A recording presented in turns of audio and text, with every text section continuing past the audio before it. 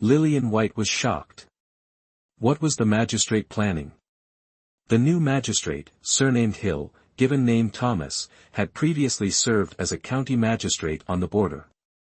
Now he was dispatched to Soto City as magistrate. With a good term, he could potentially be promoted 2 ranks. Officials on the border couldn't compare to those in the capital city. Unlike Andrew White, who had held the magistrate position in Soto City for 16 years, if not for Daisy White's recommendation, who knew how long he would have waited.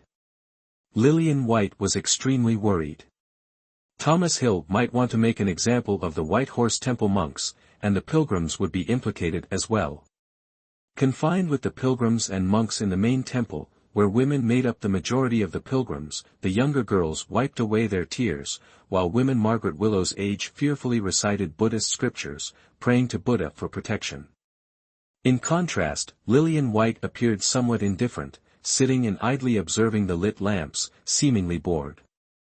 Margaret Willow scolded, "Lillian, stop fidgeting." Lillian White seemed to settle down. "Mother, do they really intend to keep us here?" "I don't know," Margaret Willow said, her voice trembling slightly. Soon, the temple doors opened. Thomas Hill looked around, his gaze locking on to Margaret Willow. He paused. Margaret Willow seemed to meet his gaze for a moment, but then lowered her eyes, not daring to look him in the face. Lillian White gasped in surprise. This was the first time she had seen her mother react like this. Thomas Hill brought a physician, intending for everyone present to be examined. Lillian White inwardly sighed in relief. It seemed the new magistrate was reasonable. If this had happened under her father's authority, he might have killed 100 wrongly rather than let one go free. Lillian White, of course, passed the examination without issue. When it was Margaret Willow's turn, the physician concluded, erratic pulse, flushed face, slightly visible veins, bloodshot eyes, resembling plague symptoms. Margaret Willow quickly defended herself, "I only have a cold." The physician nodded, "That's not impossible. If it's just a cold, you'll stay under observation for a few days." Before Lillian White could protest against placing Margaret Willow with those confirmed to have the plague, Thomas Hill, standing nearby, said, "Stay in the east wing of White Horse Temple for observation for a few days. I've had that area thoroughly cleaned." Margaret Willow said, slightly ill at ease, "Thank you, sir."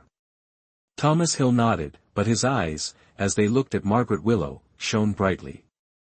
Lillian White felt a flicker of unease in her heart, unsure if she was being overly sensitive, but she couldn't shake the feeling that her mother and Thomas Hill knew each other, intimately. Because it hadn't been confirmed whether or not she had the plague, a normal person like Lillian White wasn't allowed to stay with Margaret Willow. Lillian White had to return to White Estate. Sure enough, when she returned to White Estate, the family servants, upon not seeing Margaret Willow, became frightened. In just one afternoon, they resigned one after another, leaving behind only a few indentured servant girls. The servants Andrew White had previously assigned were mostly from the older generation. The younger, more upright ones remained, but their wages were cut, no longer matching the going rate. They were already dissatisfied, and the incident with Margaret Willow added fuel to the fire, leading to their decisive departure. Arthur White, though a small child, was mature beyond his years. He didn't cry or fuss, but occasionally asked Lillian White, "Sister, when will mother return?" Lillian White always replied, "Soon." In truth, she had no answer herself, and the fact that Margaret Willow had died from the plague in her previous life only amplified her anxiety. Every day, Lillian White went to White Horse Temple, inquiring about the situation, using money to glean any bit of news about Margaret Willow. It was all trivial stuff, and she often returned empty-handed. The newly appointed Thomas Hill had truly sealed off all information. Who knew what the real situation was inside White Horse Temple? This anxiety stretched on for half a month. One early morning, Hong Chiao entered with a copper basin while Lillian White was still asleep in bed. Hong Chiao quietly placed the basin on the stand, prepared a washcloth, closed the door, and withdrew. Lately, Lillian White's sleep had been light, and the sound of the closing door woke her. She opened her eyes, the sky was already brightening. She dressed, washed her face, casually tied up her hair, and headed towards Whitehorse Temple. This had become her daily ritual. She was about to bribe the guards for information when Thomas Hill, arriving unexpectedly, saw her. He didn't scold the guards or even glance at Lillian White. Instead, he smiled and said, "Miss White, are you here to visit your mother?" "I can't see her, so I can only try to find out something." "You can go in," Thomas Hill said indifferently. Lillian White was stunned, momentarily unable to react. Thomas Hill continued, "The physician just checked your mother's pulse. She has fully recovered, it was just a common cold." Overjoyed, Lillian White grabbed her skirt and hurried towards the east wing. She opened the door, and the familiar scent of the temple drifted out. The sunlight inside was dim, but she could vaguely see Margaret Willow sitting by the tea table, needle in hand, seemingly rushing to sew some garment. Margaret Willow noticed someone and looked up. Seeing Lillian White, she smiled as usual and said, "Lillian, come here." Lillian White entered and saw that Margaret Willow was holding a crimson wedding dress, embroidering mandarin ducks playing in the water. Lillian White was taken aback as Margaret Willow spoke softly, "When I came here, I didn't know if I would make it out alive. I haven't been able to do much for you, Lillian, so I thought I could at least make you a wedding dress." Lillian White was saddened into silence, a heavy ache in her chest. Seeing Lillian White sitting there speechless, Margaret Willow placed her hand over Lillian's and patted it gently. "Is everything all right at the estate?" "Not good." Lillian White paused. The family, hearing that mother was imprisoned, scattered like birds. Only a few maidservants remained in the manor, selling themselves off. Margaret Willow Imlang. Lillian White continued, "Father, this month, there's no money. I've written several times, but there's been no reply. I'm afraid he doesn't need us and Arthur anymore." The outcome was the same as in her past life, abandoned by Andrew White. She thought that preserving the White family line would ensure her safety, never anticipating Andrew White's heartless betrayal. Margaret Willow lowered her eyes. "Mother, do you really still want a husband like that?" Lillian White couldn't help but ask. Margaret Willow turned her head away in anguish, not looking at Lillian White. "Perhaps your father has his own difficulties." Lillian White was both angry and helpless. She truly didn't understand. Even if you loved someone, there should be limits. How could he be so hopelessly old-fashioned and stubbornly persistent? Lillian White suppressed the fire in her heart, preventing it from flaring up. She took a deep breath and said, "Mother, let's go back." "All right." Lillian White supported Margaret Willow as they prepared to return to the manor. As they exited the Whitehorse Temple gates, Thomas Hill was comforting those who had been confirmed free of the plague. His face was gentle and approachable, his smile humble, making him seem very easy to talk to. He saw Lillian White and Margaret Willow coming out and smiled at them. Lillian White smiled back and turned to look at Margaret Willow, only to find her flusteredly smoothing the stray hairs on her forehead, appearing quite uneasy. Lillian White was taken aback. Did her mother feel shy around Thomas Hill? Yet, Thomas Hill seemed very casual. Did Margaret Willow know Thomas Hill, or was Thomas Hill pretending not to know Margaret Willow? Or was she simply overthinking it? Lillian White kept her doubts buried in her heart. It was the elder's affair, she wasn't qualified to inquire. The plague in Soto City spread fiercely. In less than a month, it had reached half the city. Lillian White, most worried about Margaret Willow, disregarded her protests and objections, resorting to drastic measures. She confined Margaret Willow to her room, not allowing her to step outside the main door or the inner door. Even meals were delivered by Lillian White herself.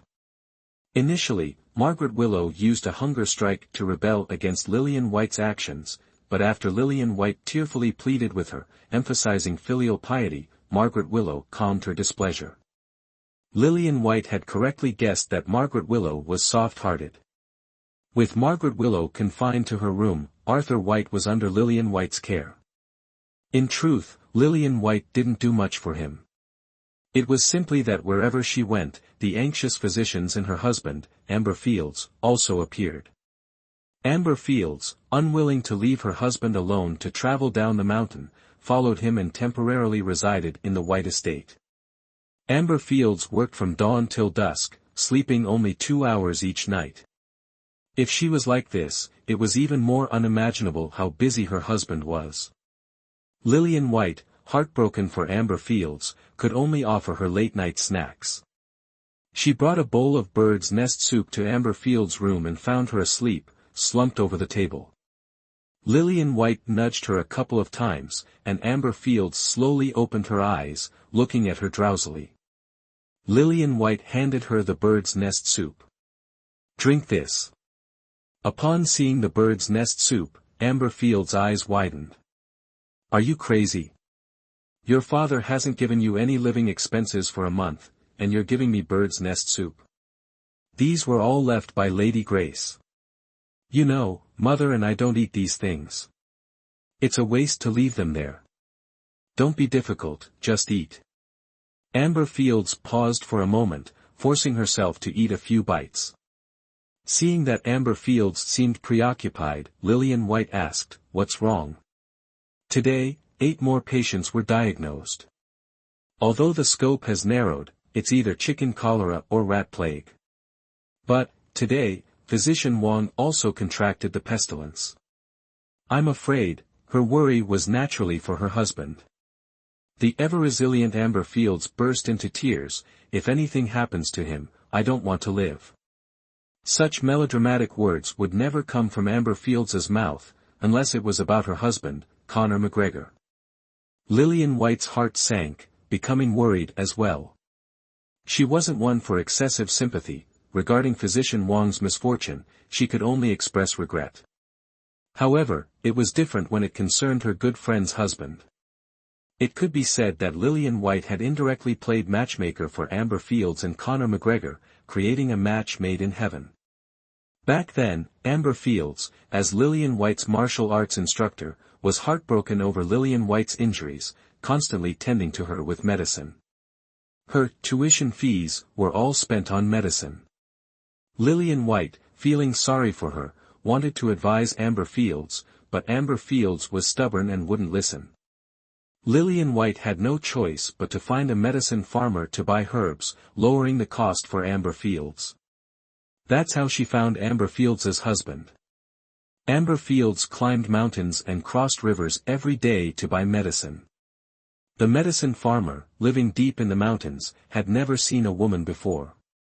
After that, things escalated, and by the end of that winter, Amber Fields married him. Outsiders all said Amber Fields was lucky.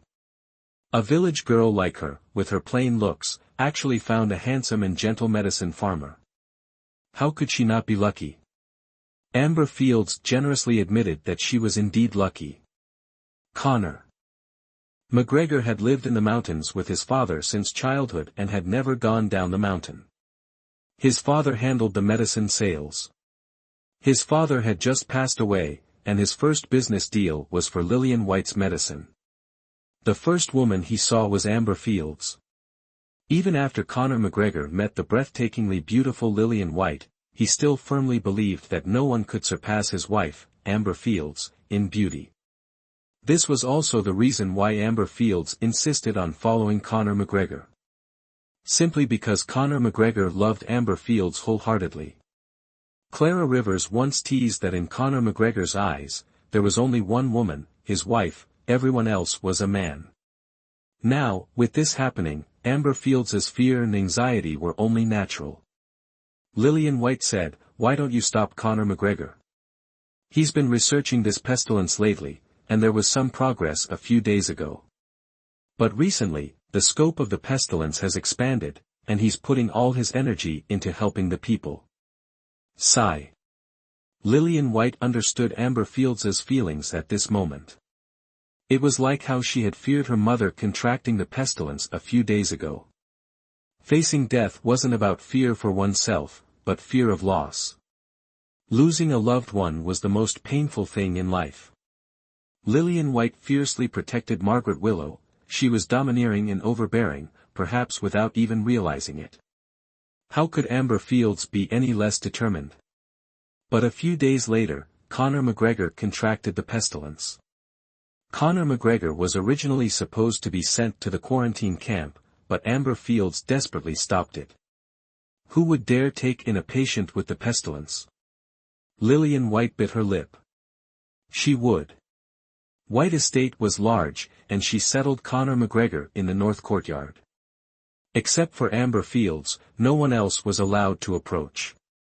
Obviously, Lillian White couldn't approach either. In truth, Amber Fields's intention was crystal clear. To die together. That's what following someone to life and death means. Deep love, nothing more than this.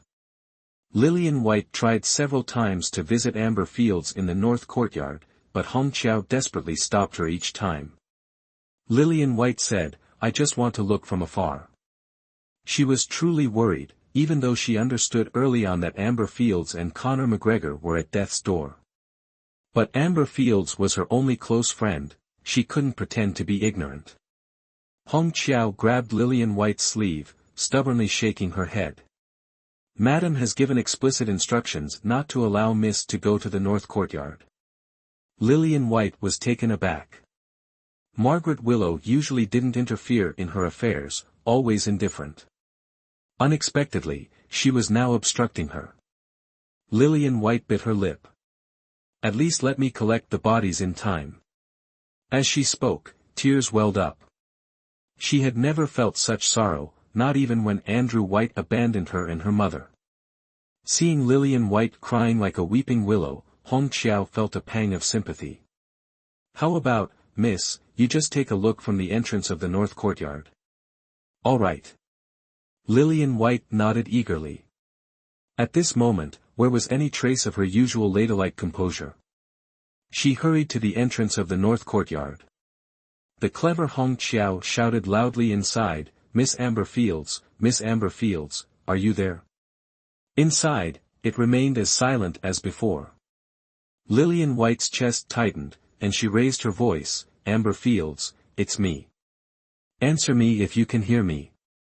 A kind-hearted guard at the gate advised Lillian White, "Miss White, don't shout.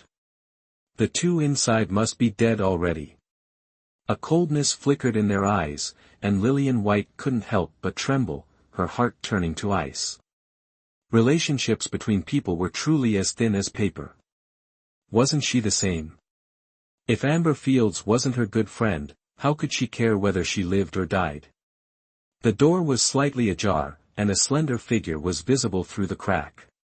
He wore a grey robe, his long hair loosely tied behind his head, a few strands falling over his face, obscuring his features.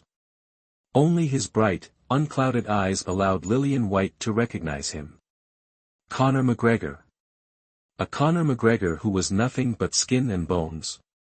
They hadn't seen each other for only a month, yet he had become so thin. Conor McGregor said, "Miss White." He hurriedly tried to open the door and come out, but it could only open a small distance because it was chained shut from the outside. Lillian White was stunned. Conor McGregor was always calm and collected, a stark contrast to Amber Fields's fiery personality. Yet, the two of them blended together surprisingly well.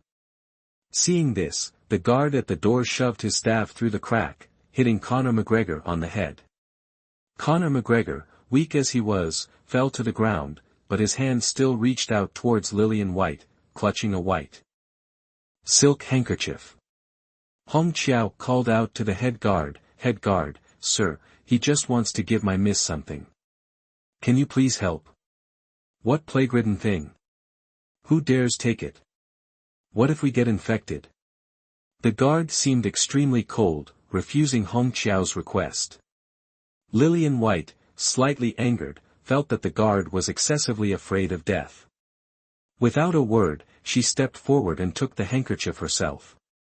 Hong Qiao tried to stop her but couldn't. She wanted to follow but hesitated, ultimately only able to stamp her feet in place. Lillian White went to retrieve it herself, but the guards wouldn't let her pass. "Miss White, don't make things difficult for us. Master Hill has given orders that no unauthorized personnel are allowed near. I'm just retrieving something from outside the door. If you won't do it, can't I get it myself?" Lillian White glared at them, her icy gaze silencing the two guards. Lillian White tried to move forward, but the two guards blocked her path. Lillian White sighed inwardly, knowing they wouldn't budge. No matter how forceful she was, it would be futile. She snatched a guard's staff, startling them into a defensive stance, thinking she intended to attack. Lillian White poked the staff through the crack in the door and told Conor McGregor, "Put the handkerchief on the staff." Conor McGregor nodded and complied. Lillian White retrieved the handkerchief and, looking at Conor McGregor, understanding that it needed to be read in private, tucked it away. "Rest well," she said to him. "Give my regards to Amber Fields. Thank you for risking your life to get this to me." Conor McGregor continued to gaze at Lillian White with bright eyes, as if she were his lifeline.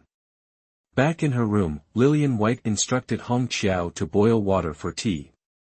Once Hong Qiao left, she quickly retrieved the handkerchief from her sleeve. Conor McGregor's writing, just a few strokes forming 5 characters, shocked her. "Save Amber, Clear Breeze." Amber Fields had snuck out, gone to Clear Breeze. Clear Breeze was the peak of the mountain where Conor McGregor and Amber Fields lived, a place rich with medicinal herbs. But Conor McGregor and Amber Fields rarely went to Clear Breeze, unless a group of herb farmers went together. There were no trails, making it easy to get lost, and rumors of wild beasts meant going alone was perilous. Amber Fields going alone to Clear Breeze undoubtedly meant she was searching for medicinal herbs, not to help Conor McGregor, right? Could there be a cure for the plague? Lillian White's mind raced with possibilities, her worry intensifying. Conor McGregor hadn't used coded language, but written words, clearly not wanting others to know, but what good was telling her? Her physical strength was inferior to Amber Fields, her skills even less so. What could she do? Thinking it through, Lillian White finally understood. Conor McGregor wanted her to tell Master Hill. The guards certainly wouldn't help, they probably wished everyone infected would die quickly. She was different. As the daughter of the former magistrate, she had easier access to Thomas Hill than ordinary citizens. Conor McGregor knew she couldn't rescue Amber Fields alone, but Thomas Hill could. But hadn't Conor McGregor overestimated her? What virtue or ability did she possess to make Thomas Hill send men up the mountain? She was merely the former magistrate's daughter. The image of Ethan Moore rescuing her from the burning pyre flashed in her mind. He had said she was his woman. She was the Crown Prince's woman. This, perhaps, could work. She sought an audience with Master Hill, Thomas Hill. As she'd hoped, the door wasn't slammed in her face, she was even received courteously. Thomas Hill's office was much simpler than her father Andrew White's, suggesting he was a more honest official. Seeing Thomas Hill, she didn't waste time on pleasantries. "I beg Master Hill to save Amber Fields." Amber Fields? The wife of that plague-stricken herbalist. Wasn't it her own choice to live and die with her husband? Thomas Hill disagreed.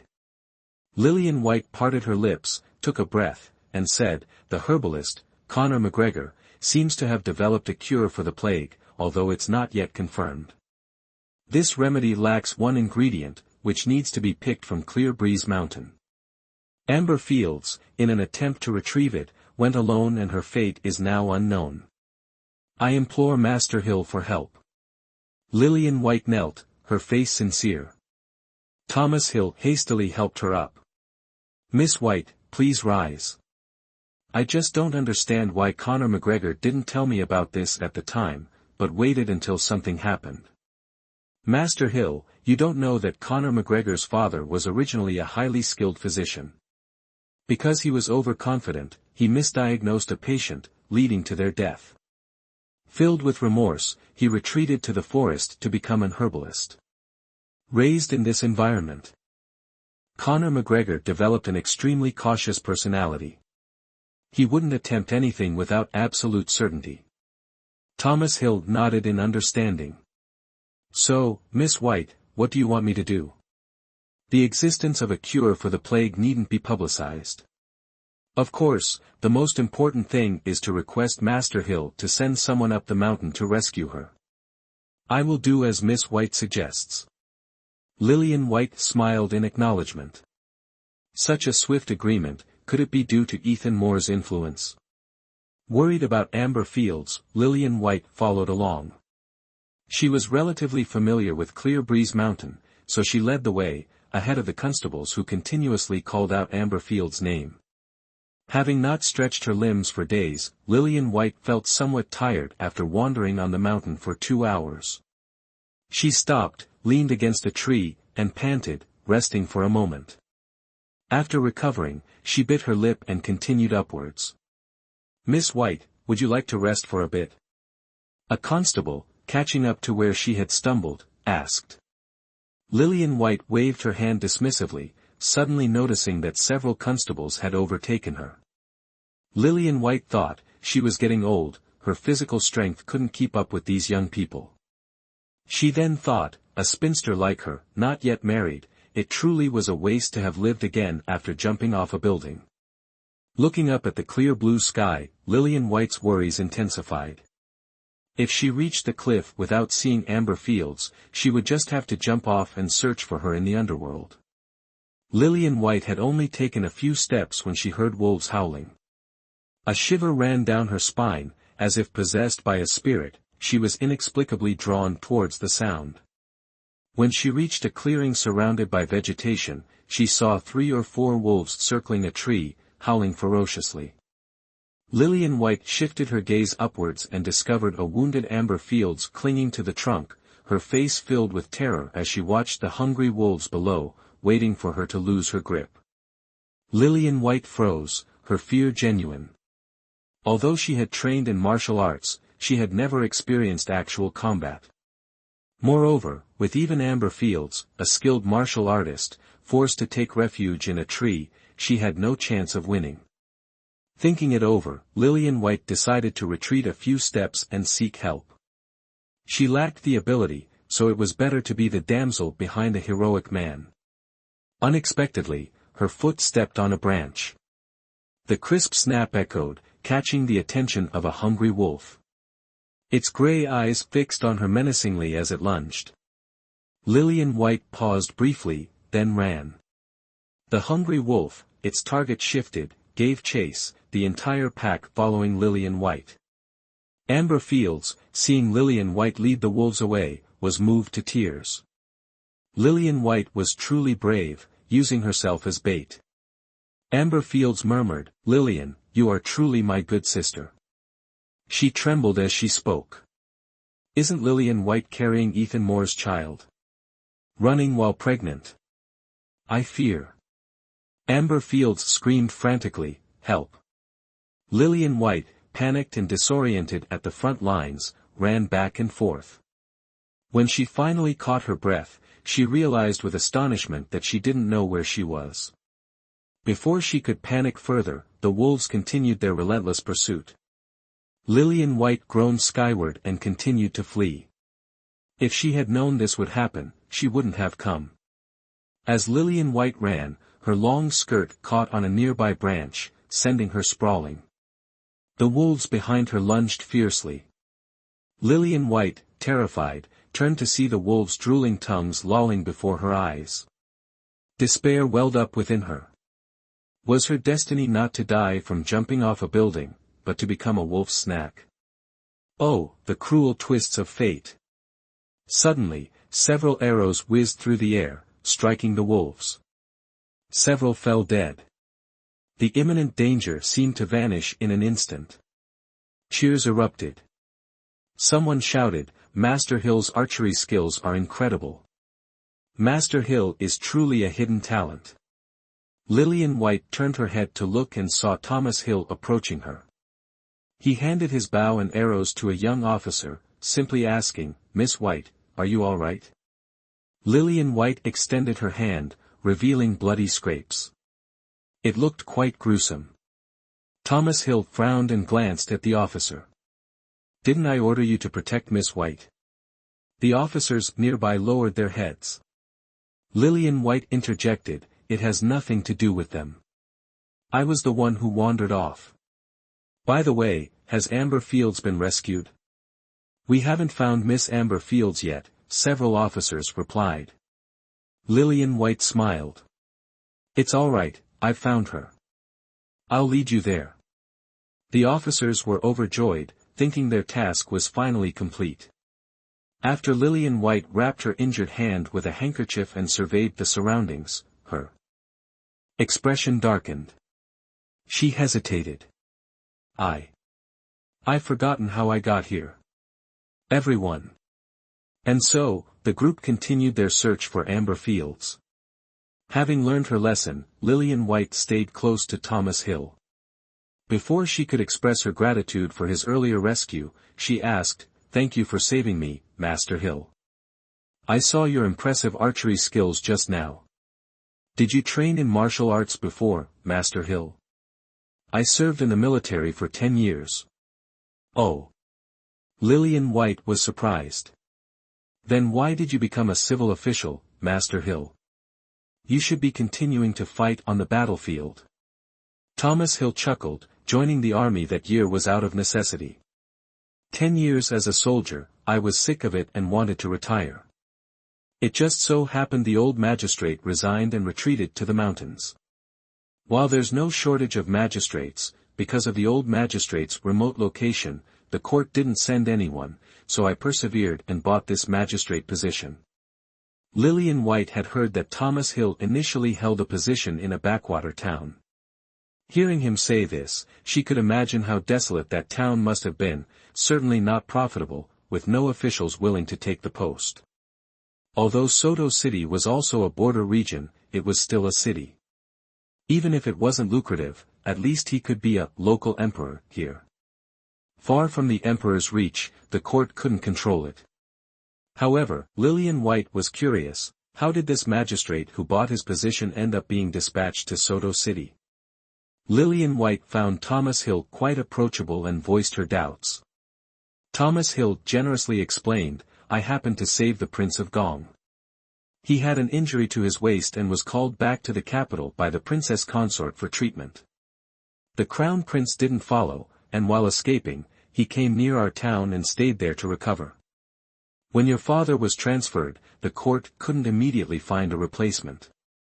Thanks to the crown prince's recommendation, I came here to temporarily take on this responsibility." Ethan Moore again. Lillian White thought to herself. In her past life, after her father's transfer, there was no replacement magistrate appointed to Soto City for a long time. So when the plague broke out, with no leader in charge, Soto City fell into chaos. Later, a muddle-headed, good-for-nothing magistrate arrived and wanted to exterminate the families of the infected. Fortunately, she escaped quickly. So this time, the plague in Soto City spread slowly, and the entire city was on guard. In the end, was it thanks to Ethan Moore recommending a somewhat reasonable magistrate? Was it his contribution? Or was it because she injured Ethan Moore's waist, causing them to meet, leading to this change? Lillian White felt a bit confused, but at least one thing was clear to her. This plague, she believed, could be handled effectively. For some reason, Lillian White felt an inexplicable sense of security towards Thomas Hill. This feeling was truly strange, leaving Lillian White bewildered. It was half an hour later when Lillian White found Amber Fields. She wasn't the first to find her. When she arrived, Amber Fields was lifting a water bottle to drink. Her body was covered in scrapes, her legs were terribly swollen, and she was panting heavily. It was unclear whether she was still in shock. Seeing Lillian White approach, Amber Fields, ignoring her swollen and painful legs, limped towards her, dropped the water bottle, and handed Lillian White something she was clutching tightly in her hand, something resembling crimson Ganoderma but not quite. Lillian, quickly, save my husband. This is crimson Ganoderma. Give it to my husband. Lillian White numbly accepted the Ganoderma from her, looking at her with concern. What about you? I'm fine. Amber Fields gave a silly smile, her eyes rolled back, and she fainted. Fortunately, someone was behind her to catch her. Lillian White sighed inwardly, what a silly woman. By the time the crimson Ganoderma reached Conor McGregor, he could no longer stand. Even in his state, he lay by the door, murmuring, "Save Tien, save Tien." The guards watching assumed Amber Fields had gotten to him first and looked away, seemingly cold-blooded. Lillian White initially intended to disregard the infectious epidemic and personally care for Conor McGregor, but Thomas Hill intervened, saying, "I'll assign someone to take care of this matter, it won't trouble Miss White." Lillian White understood that Thomas Hill was protecting her. She quietly withdrew, handing over the reishi mushrooms to Thomas Hill, but who would have guessed that the person Thomas Hill assigned was himself? Lillian White was startled, momentarily speechless. An hour later, a joyful voice, Thomas Hill's, rang out from the inner chamber of the north courtyard, "Excellent, truly excellent." Overjoyed, Lillian White rushed in, only to see a healthy flush on Conor McGregor's face as he beamed at Thomas Hill. This smile, much like Amber Fields's, was a bit foolish yet sincere. This epidemic was indeed the plague. 50 years ago, Soto City had experienced a similar outbreak. Back then, the divine healer who quelled the plague was Conor McGregor's grandfather. For this current epidemic, he couldn't gain a thorough understanding of the symptoms from the patients, so he had to experience it himself to prescribe the right medicine. Upon learning this, Amber Fields cried and scolded him, yet fully supported him, traversing mountains and fording streams to search for medicinal herbs.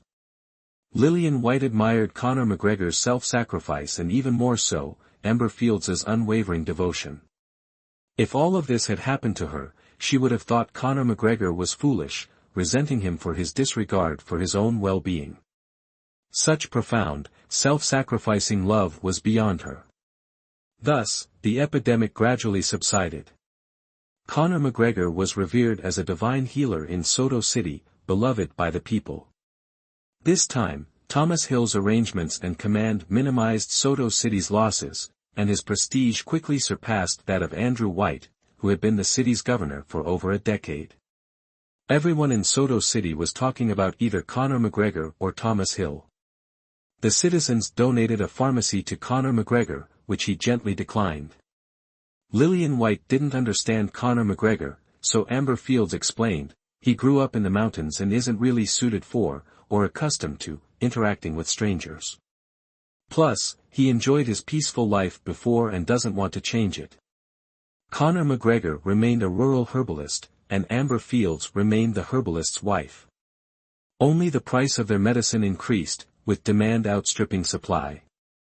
Having safely weathered the epidemic, with Margaret Willow in good health, Lillian White had been incredibly happy these past few days. However, due to Andrew White cutting off their funds, their life began to become strained. One afternoon, as Lillian White was contemplating ways to earn money, Margaret Willow suggested, "Let's go to Capital City to find your father." Lillian White froze, her heart sinking.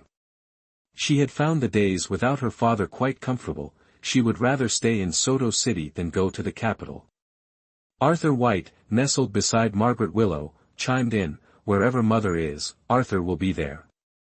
Lillian White said, "I've written numerous letters to the capital, but Father hasn't replied to a single one. He clearly doesn't need the three of us, so what's the point of going? It must be the epidemic disrupting things, the letters haven't reached Capital City." Lillian White was about to retort when Hong Chiao rushed in, "Madam, Miss, terrible news. The back courtyard is on fire." Both Lillian White and Margaret Willow jumped up, sprinting towards the back courtyard. The fire back there was enormous, beyond Lillian White's imagination. Black smoke billowed into the sky, spreading out like a giant, ominous umbrella, vast and terrifying.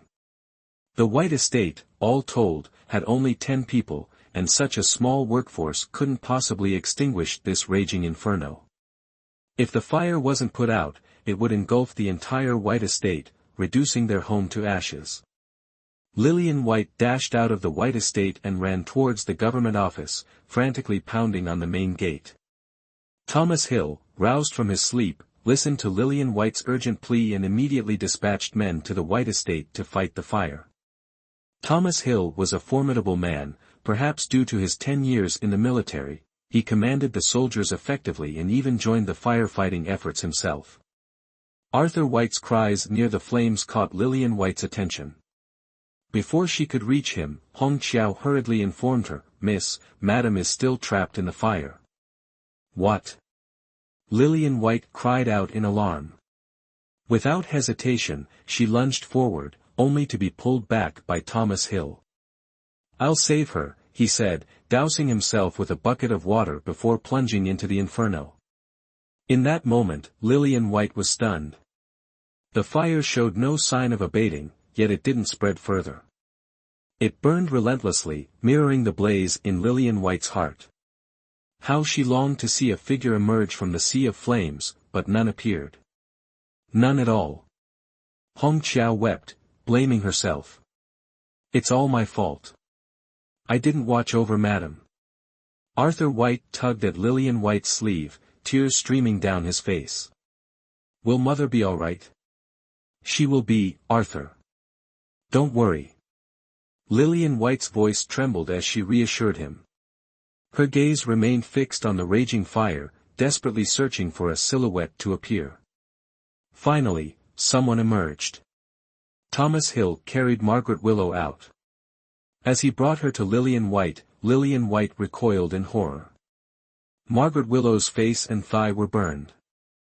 Thomas Hill wasn't much better, a blackened patch marred his arm, and the faint smell of charred flesh hung in the air. Arthur White sobbed as he nudged Margaret Willow, hoping she would wake up. Lillian White anxiously addressed Thomas Hill, "Master Hill, are you all right?" "I'm fine. When I went in, I saw Madam clutching this." Thomas Hill handed a bundle to Lillian White. "I believe Madam White risked her life for this." The bundle was hastily wrapped, likely thrown together in the rush. The rear courtyard served as storage for unwanted items, rarely visited by anyone except Margaret Willow. It was commonplace to leave discarded belongings there. When Lillian White unwrapped the bundle, she found 3 ancestral tablets. One bore the name Damien Hill, another Margaret Hill, and the last Thomas Hill. Lillian White froze, her eyes darting to Thomas Hill, who wore an equally stunned expression. The tablets were spotless, clearly cherished and regularly cleaned. Margaret Willow had risked her life for these tablets, they must have held immense significance for her. But were these names a mere coincidence, or did they hold a deeper meaning?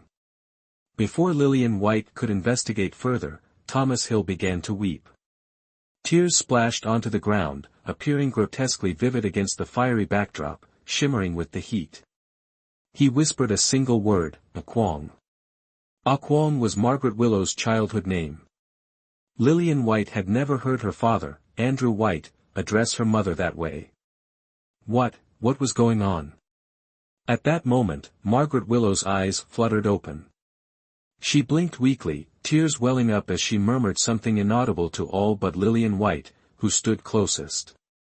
"Ton Ca," she whispered. Lillian White froze, her body stiff with shock. From Thomas Hill, Lillian White learned a painful truth she struggled to accept. The story of Thomas Hill and Margaret Willow seemed to hold a twisted kind of logic. Thomas Hill, impoverished from a young age, had left his home for Bronze City, the most prosperous region on the border, to work as a servant in the Willow estate. Predictably, he fell in love with the beautiful Margaret Willow. But he knew his place and kept his feelings hidden. Margaret Willow, sheltered as she was, wouldn't have noticed a common servant. Until one day, Margaret Willow fell into the fish pond and was rescued by Thomas Hill, their eyes meeting for the first time. From then on, drawn together by an unseen force, their connection deepened. Margaret Willow taught him to read, and he shared tales of the outside world, always bringing a smile to her face. Such peace lasted through a year of seasons, until Willow's father, while away on business, was murdered by bandits. Margaret Willow's brother took over the family business, and Thomas Hill followed him around, assisting in any way he could.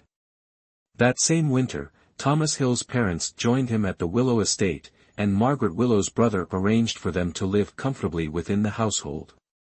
Margaret Willow, loving the man, loved all associated with him, and treated the elderly couple with utmost kindness. Paper couldn't contain the fire. Margaret Willow and Thomas Hill's affair was discovered by her brother. Ashamed and enraged, he dismissed Thomas Hill. Thomas Hill pleaded desperately, and perhaps worn down by his persistence, Margaret Willow's brother declared that he would only give his sister away for a bride price of 300 taels. Thomas Hill and his parents returned to their hometown to sell their land to raise the sum. By a cruel twist of fate, a national conscription was ordered, requiring all able-bodied men to join the army. Thomas Hill was swept away to the battlefield for over 10 years, losing contact with his parents and unable to fulfill his promise to marry Margaret Willow with the 300 taels. They were separated, despite their deep love for each other. Thomas Hill remained unmarried his entire life. Even after achieving success and returning to his hometown, he never considered taking a wife. He sought out Margaret Willow, but upon learning of her marriage, he abandoned all hope, unwilling to disturb her peaceful life. Meeting her by chance in Soto City, he feigned unfamiliarity to spare her embarrassment. Though he pretended not to know her, his heart ached with a profound sorrow. The world he loved, how could he control it? Lillian White listened to their story with her head bowed, her heart heavy with sorrow. She had thought that unrequited love was the saddest thing, but now she realized that loving someone and being unable to be together was far more tragic. However, Lillian White was puzzled. Why hadn't Margaret Willow waited a year or two for Thomas Hill? And why, just a month after Thomas Hill went to war, did she hastily marry Lillian's father, Andrew White? Did her father, Andrew White, know about Margaret Willow's past? Lillian White wanted to ask Thomas Hill, but realized it was pointless. How could he possibly know? Lillian White arranged for Thomas Hill's wounds to be treated. By the time he left, it was past the third watch. Worried about Margaret Willow, Lillian White couldn't sleep and stayed by her bedside throughout the night. At dawn, a maid came to wake Lillian White. As she rose to wash her face, she noticed Margaret Willow was also awake. Lillian White rushed to her side, asking, "Mother, are you still in pain?" Margaret Willow frowned slightly and shook her head weakly. "I'm all right, just a little sore on my face." She started to raise her hand to touch the bruised area, but Lillian White quickly stopped her. "Mother, don't touch it." Margaret Willow persisted, leaving Lillian White no choice but to gently plead, "Mother, you have a wound there, please don't move it. Bring me a bronze mirror." Lillian White remained motionless. Margaret Willow, not foolish, understood her meaning. Her face was injured, and severely so. She fell silent, closing her eyes softly. So be it. Her appearance, to her, had become inconsequential. Seeing her like this, Lillian White cautiously asked, "Mother, about you and Master Hill." "Master Hill told me." Margaret Willow's closed eyes snapped open, staring intensely at Lillian White. Startled, Lillian White recoiled. That look had been terrifying. Margaret Willow demanded, "What do you know?" "A touching love between a young miss and a madman." Lillian White presented it casually. As she spoke, she glanced at Margaret Willow's expression. Margaret Willow's sharp eyes softened, revealing a look of compassion. Lillian White knew to shut her mouth. Unexpectedly, Margaret Willow spoke on her own. "Lillian, you may not understand why I always listen to your father, even when faced with injustice, I grit my teeth and endure. It's because I feel guilty towards your father, I owe him a lot." When I heard that Ching died on the battlefield, Margaret Willow trailed off, words caught in her throat, swallowed back, speechless. This was like people who haven't eaten meat for half their lives, some can swallow it, while others inevitably feel uncomfortable and want to vomit.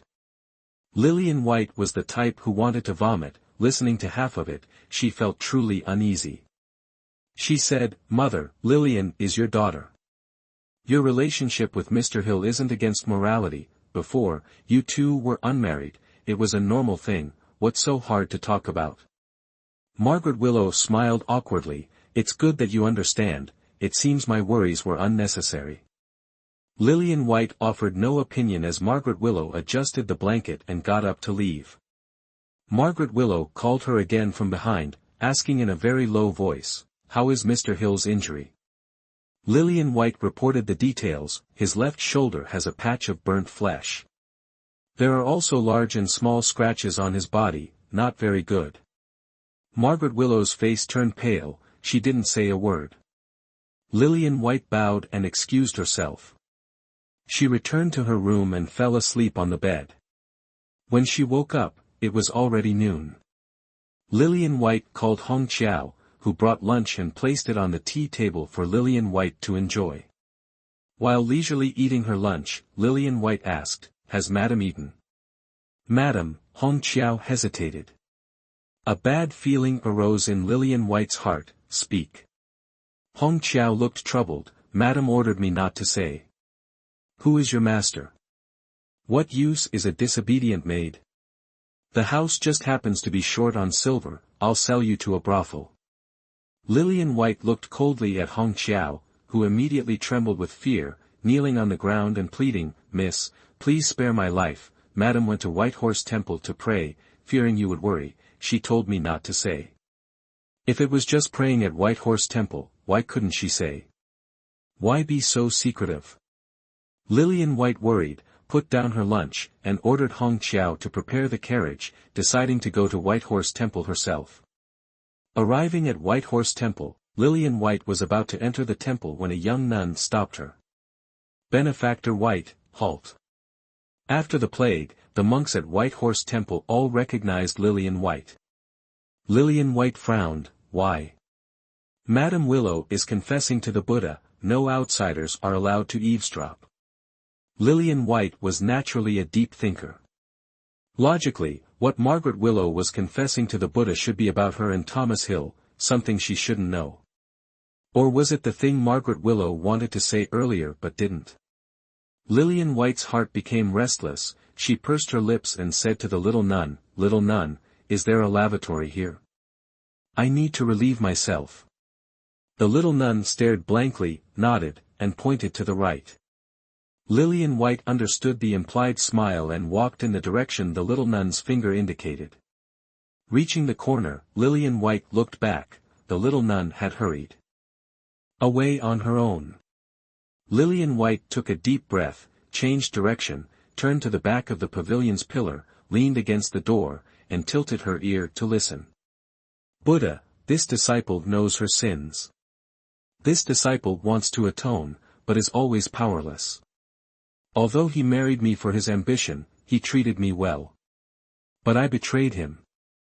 Deceiving him for so many years, even though I was obedient and submissive to him, I still couldn't escape the guilt.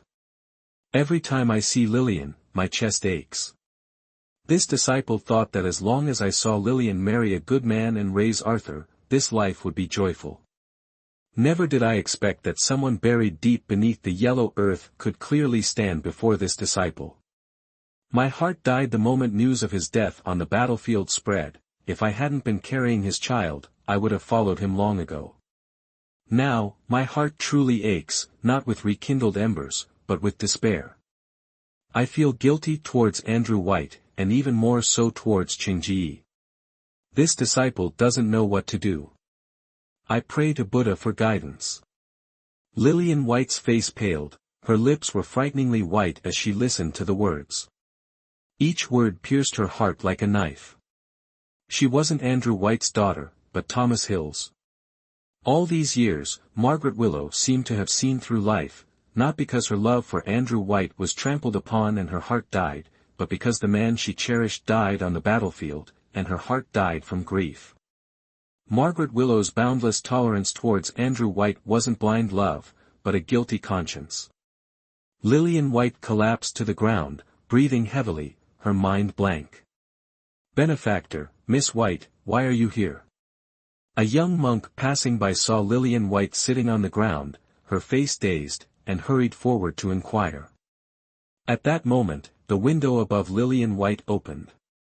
Margaret Willow poked her head out and saw Lillian White. Her face instantly turned pale, and she stammered, "Lillian," she knew the truth was out. In the carriage, the atmosphere was extremely awkward. Margaret Willow tried to talk to Lillian White, but Lillian White kept her head turned, lifting the carriage window curtain to look outside. Clearly, Lillian White was avoiding the issue. Arriving at the White estate, Lillian White suddenly said, "Mother, if you've truly wronged Father, then be thorough about it. Be kind to yourself." Margaret Willow was taken aback, not quite understanding her meaning. Lillian White's voice grew louder, ordering the coachman outside to leave first. Hearing the coachman's footsteps grow fainter, Lillian White boldly said, "Since the day I was born, I've never seen you happy. I know you're not living joyfully.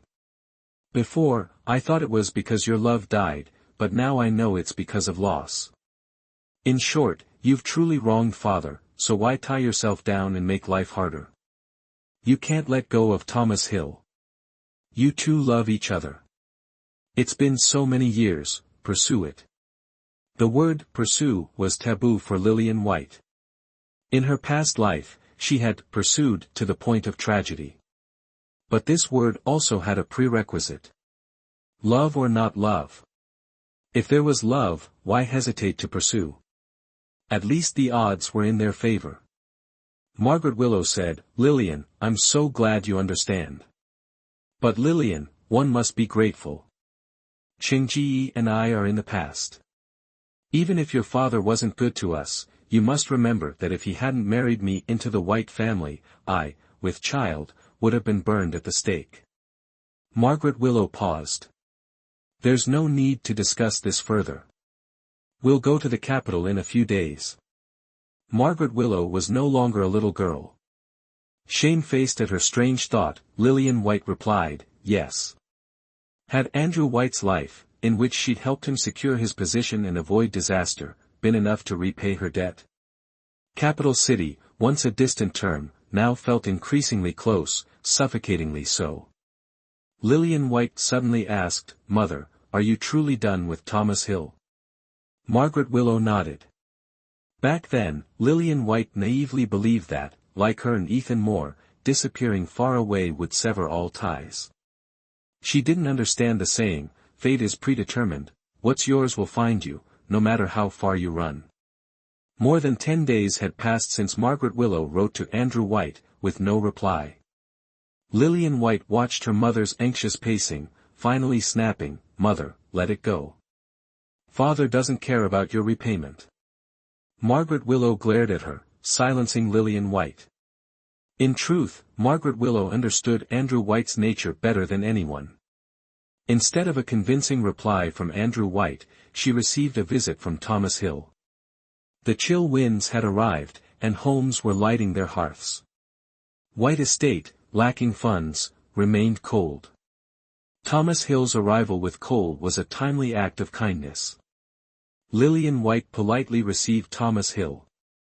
Though aware he was her biological father, she maintained decorum, treating him as she always had. "Thank you for your kindness, Lord Hill. However, while our connection was previously unknown, it's now clear to both of us. With my father promoted and no longer in Soto City, I believe, Lord," Lillian White trailed off, looking pointedly at Lord Hill, hoping he would take the hint and leave. Thomas Hill simply smiled. "Miss White, think nothing of it. I merely delivered the coal. I'll take my leave now. Then I won't see you out." Lillian White offered a strained smile. Thomas Hill nodded. As he rose, he swayed, as if about to faint. Alarmed, Lillian White moved to help him, but he waved her off. An old ailment. It's nothing.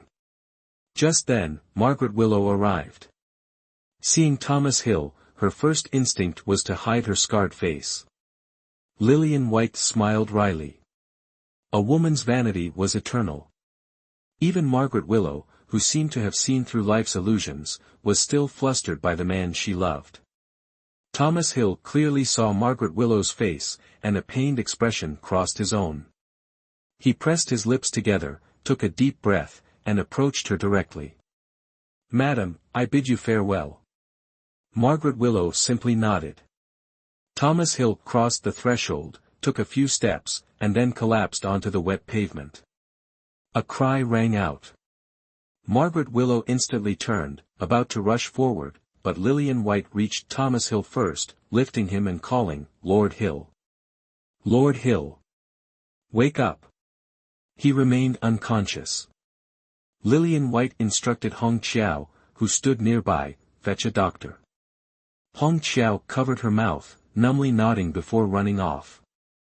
Lillian White looked at Margaret Willow's distraught face, her own heart aching. She understood the agonizing pull of wanting to be close yet unable to. She had experienced that same bone-deep pain, and was still enduring it. The physician meticulously took Thomas Hill's pulse, his brow furrowing deeper with each passing moment. Releasing Thomas Hill's hand, he sighed heavily. Lillian White understood this sequence of actions all too well. Clearly, Thomas Hill suffered from an incurable ailment. Master Hill has a heart ailment. A few days ago, during the plague, he was exposed to the dying, causing his old illness to relapse. The situation isn't good, he doesn't have many days left. The physician shook his head, lamenting. Margaret Willow, standing beside them, swayed unsteadily, about to faint. Fortunately, Lillian White caught her in time. However, Lillian White's complexion wasn't much better. He wouldn't be in this world for much longer. After seeing the physician off, Lillian White dismissed everyone. Thomas Hill was a solitary man. After his death, he might not even have family to care for him in his final moments. Margaret Willow suppressed her emotions, but tears streamed uncontrollably down her face. Lillian White, observing Margaret Willow's inner turmoil, couldn't bear the conflict within her own heart any longer. Panic began to set in. Margaret Willow said, "Why is it like this? A person is still perfectly fine. I'd rather not be together than be separated by such a vast distance." Margaret Willow's words weren't agitated, yet they revealed her profound grief. For a woman of few words like Margaret Willow, to express herself like this was truly unusual. Lillian White embraced Margaret Willow. "Mother, what can you do for him? Didn't you say you wanted to repay his kindness?" Margaret Willow froze, her eyes seemingly filled with even deeper sorrow. Lillian White knew she was hurting her deeply. Provoking her like this was like rubbing salt into a wound. Torn between gratitude and love, Margaret Willow chose gratitude, but she couldn't let go of love. This inability to let go was a torment only she could understand. That night, Thomas Hill remained unconscious at White Estate. After Margaret Willow left, Lillian White sat by Thomas Hill's bedside, lost in thought. She hadn't known this father figure for long, let alone developed deep feelings for him. Yet, knowing his time was limited, her heart ached fiercely. In her past life, when Andrew White was beheaded, she had stood among the crowd, watching with a heart as calm as a still lake. She felt no pain, no sorrow. Andrew White, who had raised her, hadn't evoked such emotions, yet this nominal father, whom she had only known for a short time, had touched the softest part of her heart. As she adjusted his blanket, she noticed coal dust on his fingertips, suggesting he had personally selected the coal he delivered. His hands also bore numerous burn marks, scattered and plentiful. Lillian White recalled the scene of him rushing into the fire to save Margaret Willow. Perhaps what moved her was his love for her mother, a simple, profound love. He had dedicated his life to ensuring Margaret Willow's well-being. Lillian White quietly withdrew. Reaching Margaret Willow's door, she saw a lamp still burning inside. Through a gap in The window lattice, Lillian White saw Margaret Willow kneeling on a cushion, clutching prayer beads, chanting. Her expression lacked its usual composure, replaced by worry and vulnerability. Margaret Willow, touched by gratitude, was willing to remain in this mortal world, lamenting and weeping for Thomas Hill.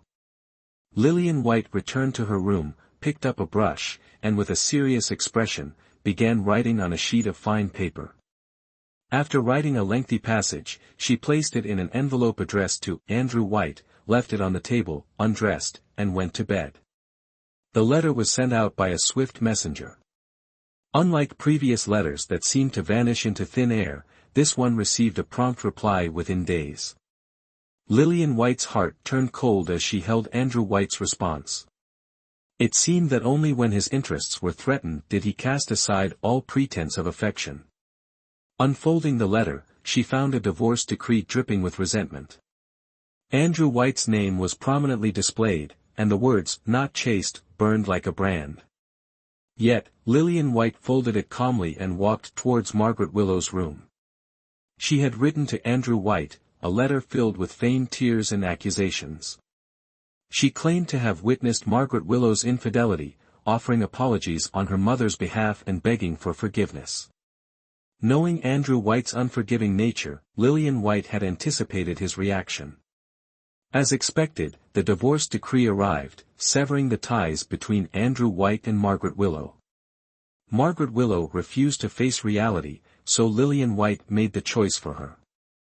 Andrew White wasn't worth her mother's continued sacrifice. The man before her, like a fleeting vision, could only be encountered, not pursued, even if his time was limited. When Lillian White presented the divorce decree to Margaret Willow, her mother appeared remarkably composed. Lillian White knelt, "Mother, if you blame me for my presumptuous actions, punish me as you see fit. I simply couldn't stand by and watch." Margaret Willow helped her up. "I've been contemplating this for a long time, and I truly wanted a separation from your father.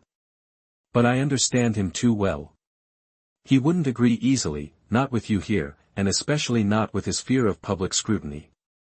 This is for the best. Let the blame fall on me, while he plays the innocent victim." Indeed, Lillian White shared the same thought. She paused, looking at Margaret Willow. "Mother, shall we follow Amber Field's example and live a peaceful life in the mountains, away from worldly strife?" Margaret Willow smiled bitterly. "What about the person Lillian holds dear? Wouldn't it be simple to bring him to the mountains?" "But what about Arthur?" Margaret Willow's worry persisted. "Arthur wants to stay with you, Mother. You needn't worry. Just tell him that father divorced you." Arthur White held little affection for Andrew White. Raised by Margaret Willow, he only left her side to pursue his medical studies. In 10 years, he hadn't exchanged 100 words with Andrew White. Finally, a genuine smile graced Margaret Willow's lips as she clutched the divorce decree. Lillian White offered the remaining servants their freedom, though Hong Chiao chose to stay. Lillian White used her savings to build a new home, choosing to follow Amber Field's path. Thomas Hill retired from his official duties, desiring to spend his remaining years with Margaret Willow. He was indeed different from Andrew White. Andrew White craved power, while Thomas Hill only desired the woman he loved. Their wedding was a small affair, yet Margaret Willow's radiant smile made it all the more precious. Lillian White intended to return to White Estate, gather her belongings, and lock it up. Unexpectedly, she found the steward who had accompanied Andrew White to the capital city waiting for her. Lillian White was stunned. The steward announced, "Miss, I've come to escort you and the young master to the capital." Lillian White was speechless. Bringing Arthur White to the capital was understandable, as he was the sole heir. What she couldn't comprehend was why Andrew White wanted her there too. After her mother's unforgivable act, why hadn't he implicated her, the proverbial fish caught in the same net? Lillian White had no desire to go to the capital, and Arthur even less so. The steward, ever shrewd, added, "If Miss and the young master refuse to come with me, the master will come personally to fetch you." A silent threat hung in the air. If Andrew White came himself, things would become much more complicated. Not only would it involve Margaret Willow and Thomas Hill, but it would also leave me with no good fruit to eat. I understand Andrew White's ways very well. If he discovers I'm plotting against him, my only fate is death. Andrew White has other intentions by having me go to the capital. On the other hand, Arthur White is actually much safer. Lillian White conveniently said, "Steward, I'll go to the capital with you first. Arthur hasn't been feeling well these past few days and shouldn't be overexerted. It wouldn't be good if something untoward happened on the road." Sure enough, the steward readily agreed, "Very well, young master will stay here for now, and Miss will return with me first." Lillian White nodded. A bad premonition welled up in her heart. Approaching Andrew White was like jumping into an unknown fire pit, whether she lived or died was up to fate. Lillian White bid a simple farewell to Margaret Willow. Lillian White saw Margaret Willow's solemnity, so she comforted her, "Mother, although Lillian isn't clever, I still have some wits about me. Lillian, I'm sorry for you. Remember to save a room for me, I still want to snatch my sweetheart up here." Margaret Willow nodded tearfully. The moment the carriage left Soto City, Lillian White finally couldn't hold back her tears any longer and burst into sobs. She was terrified of Capital City, yet she had no choice but to go. Capital City held him, the imperial edict, and countless people and matters she didn't want to face. She was afraid, and secretly wanted to run away. Recently, the Southern Dominion and the Radiant Glory dynasty had gone to war, the flames of battle raging for days. The border areas were loosely governed, mostly by those with ulterior motives, who took to the forests as bandits, embarking on a life of brigandage. Lillian White, having always lived in Soto City, was completely unaware of this. It was the steward who reminded her, "Miss, let's travel during the day and not at night. We also need to take a detour, it's comparatively safer. Do as you see fit, steward. I have no objections." Lillian White's mind was elsewhere, and she casually agreed. The steward nodded, exited the carriage, and chatted with the coachman. Lillian White closed her eyes, the sound of the steward and coachman's laughter reaching her ears. Accompanied by this sound, Lillian White unconsciously drifted off to sleep. After an unknown amount of time, the carriage suddenly jolted. Lillian White's head violently tilted to one side, nearly rolling out of the carriage. Before her mind had fully cleared, she heard the steward scream. Lillian White was stunned, still disoriented, when a fierce-looking bandit pulled back the curtain and dragged her out. Lillian White was thrown to the ground, the pain jolting her awake. She abruptly opened her eyes to see the severed corpses of the coachman and the steward. The steward was kneeling there, blood gushing from his severed right arm, a blade pressed against his throat. The leader, a fat woman with an arrogant look, gripped Lillian White's chin with her plump hand, forcing Lillian White to face her. The woman sked as she looked at Lillian White, "Damn, you're pretty.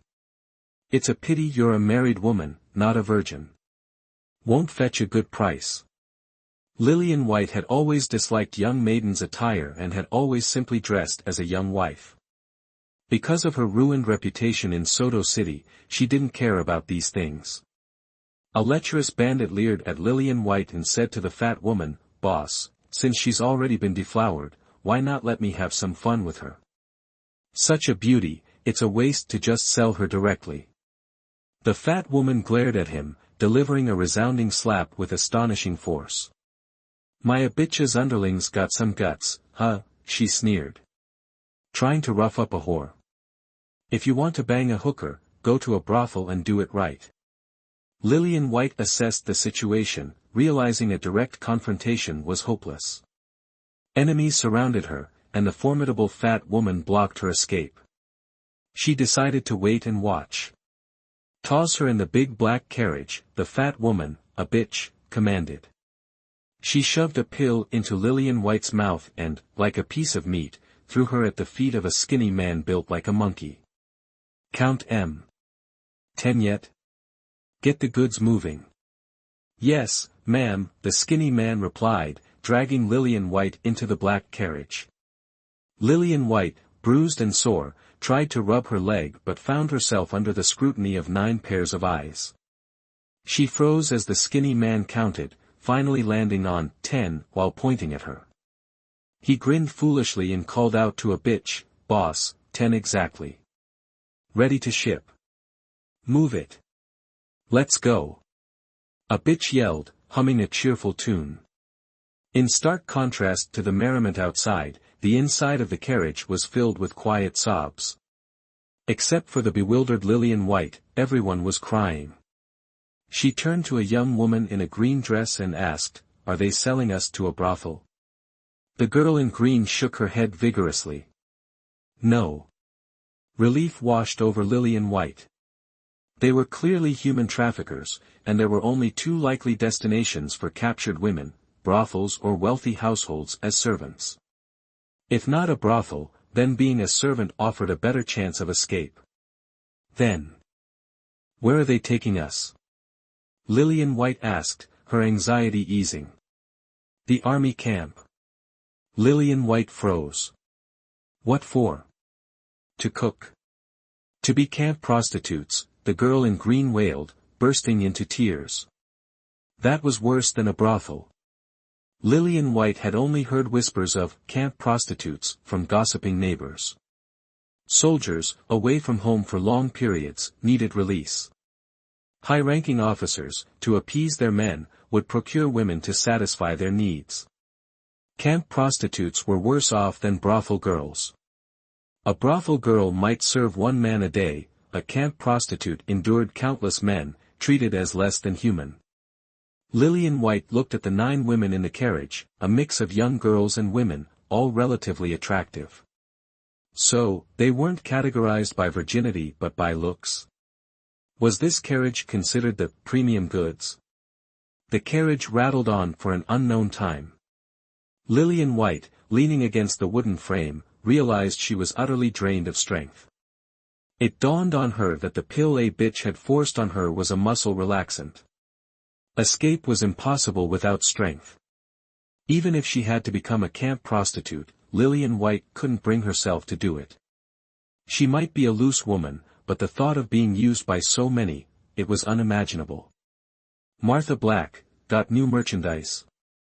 A voice called out from a carriage, teasing the plump woman, Martha Black. Martha Black replied, "This carriage holds top-notch goods, not for the likes of you shrimp soldiers. Wait till your boss is done, then you can have a taste." "Ah, I'd really like to see that." A slap echoed, followed by Martha Black's voice from outside, "What's the rush? Sooner or later, she'll be passed around to you.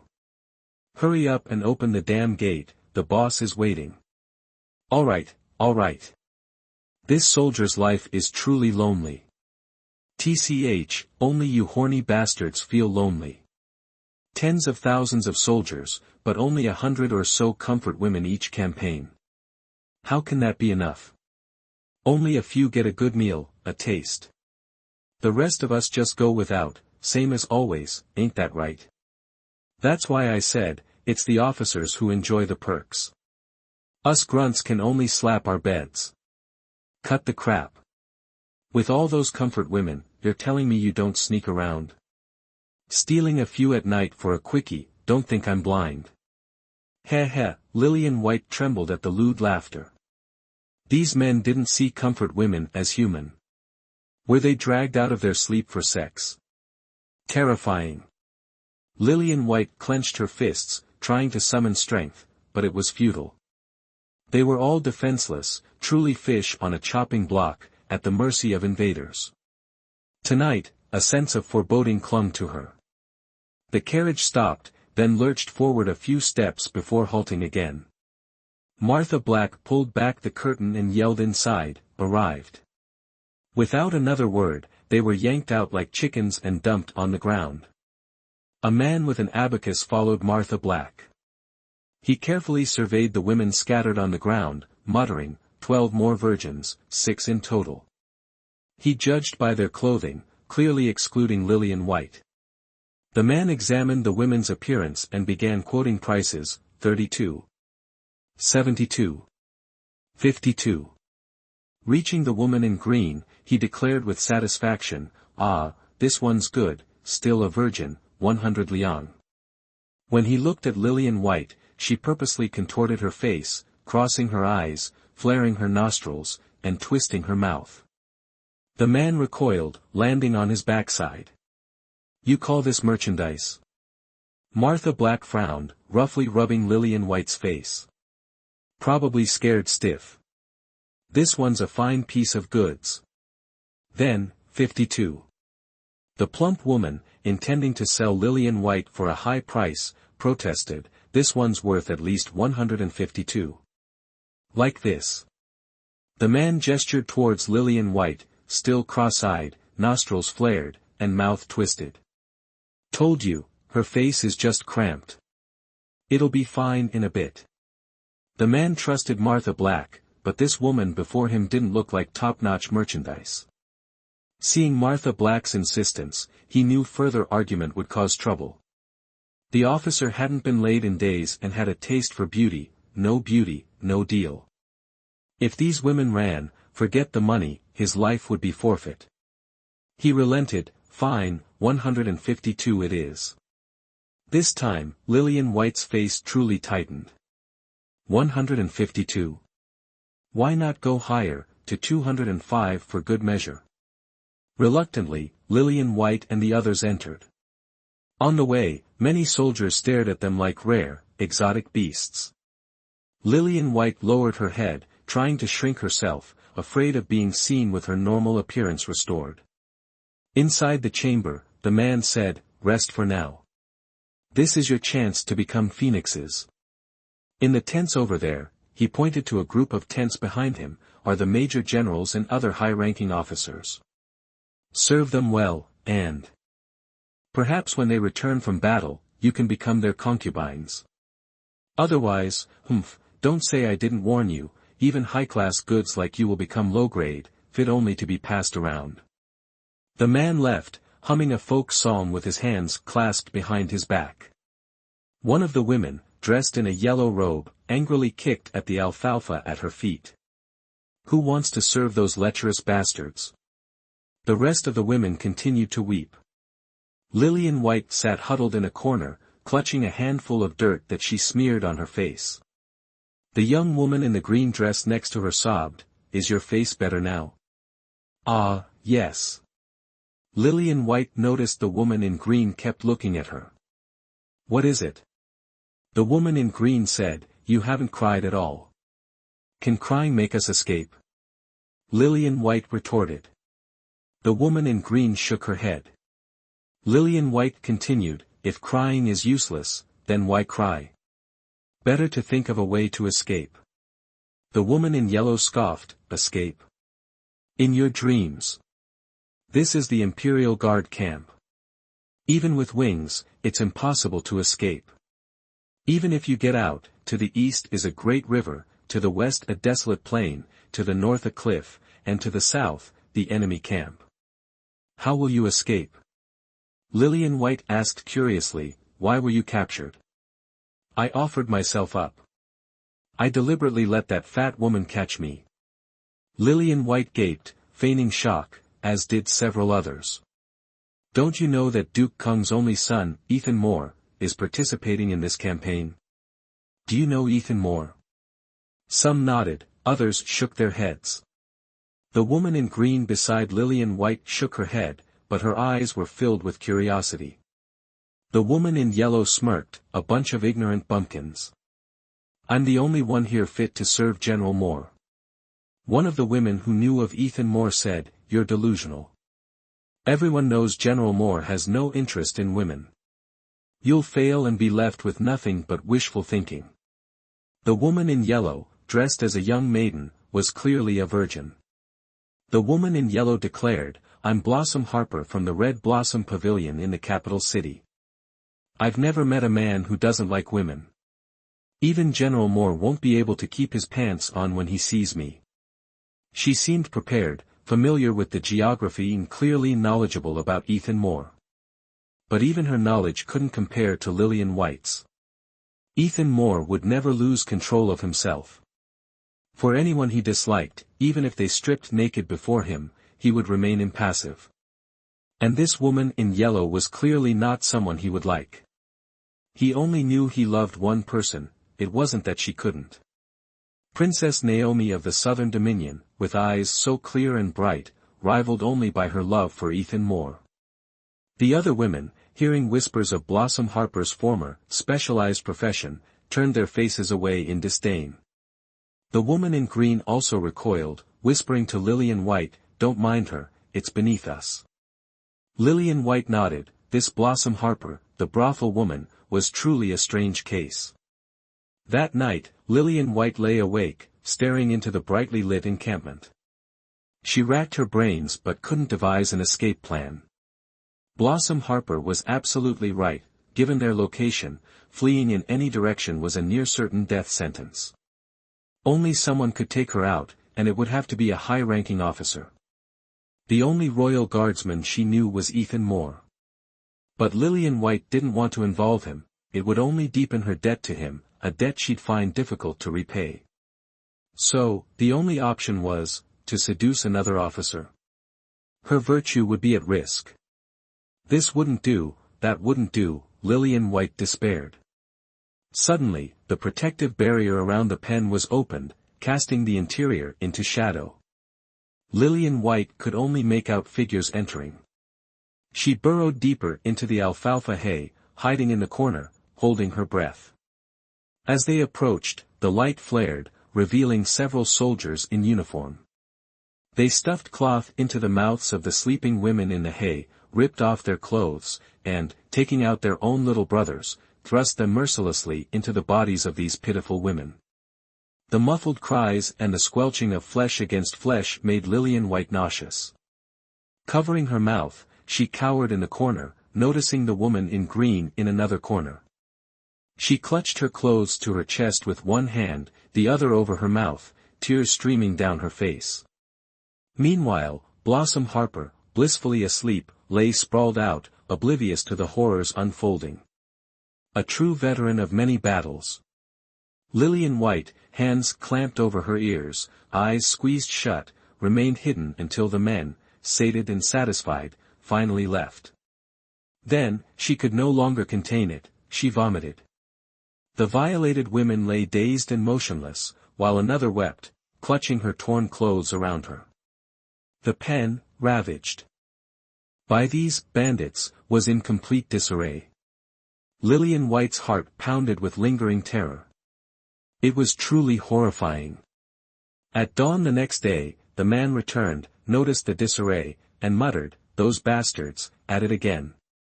But it was just a passing remark, he made no move to seek justice for them. The man asked, "Are there any virgins left?" Only Blossom Harper readily jumped up, "Me. Me." The man sized her up, finding her eager response unusual.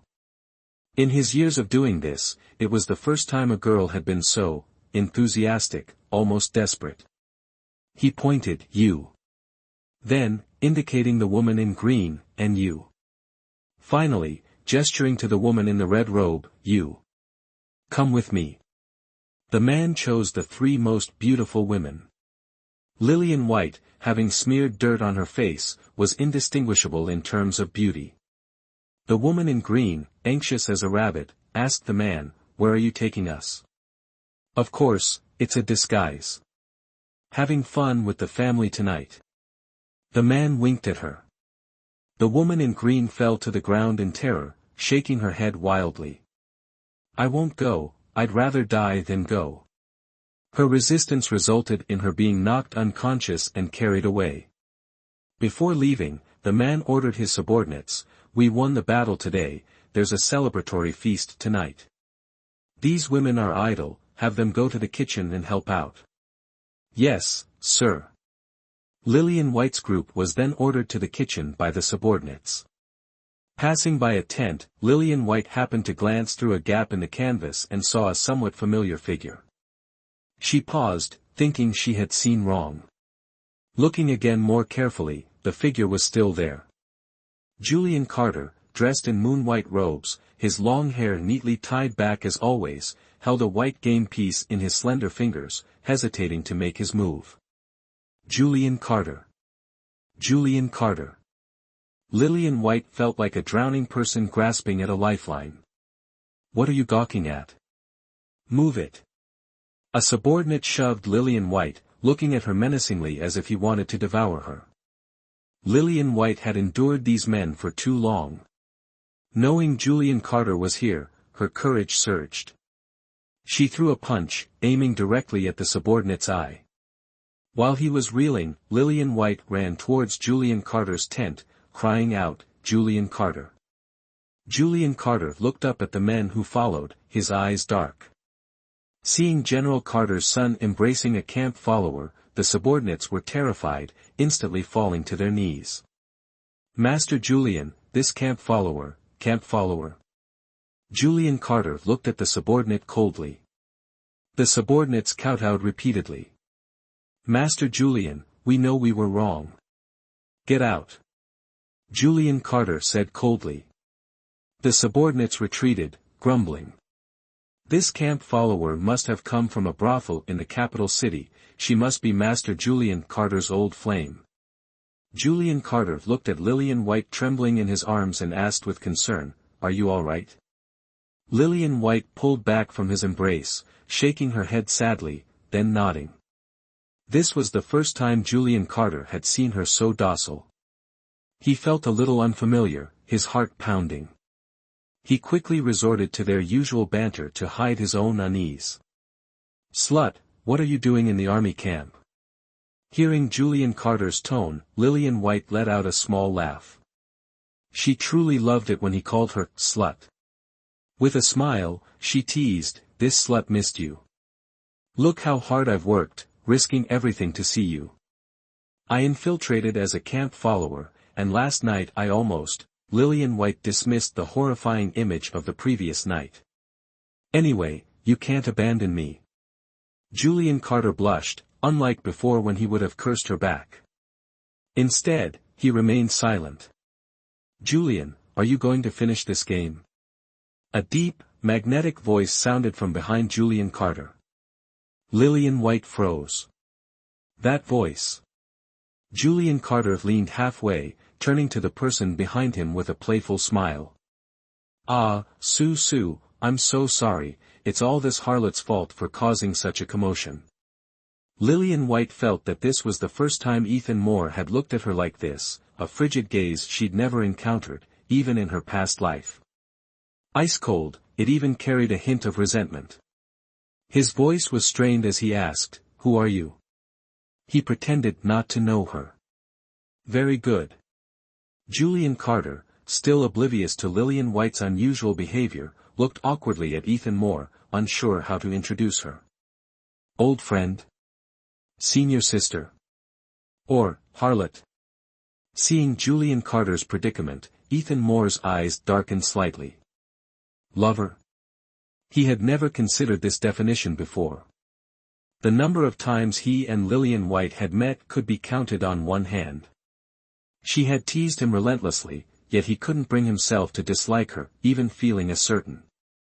Julian Carter glanced at Lillian White, who offered him a smile, causing his face to flush crimson.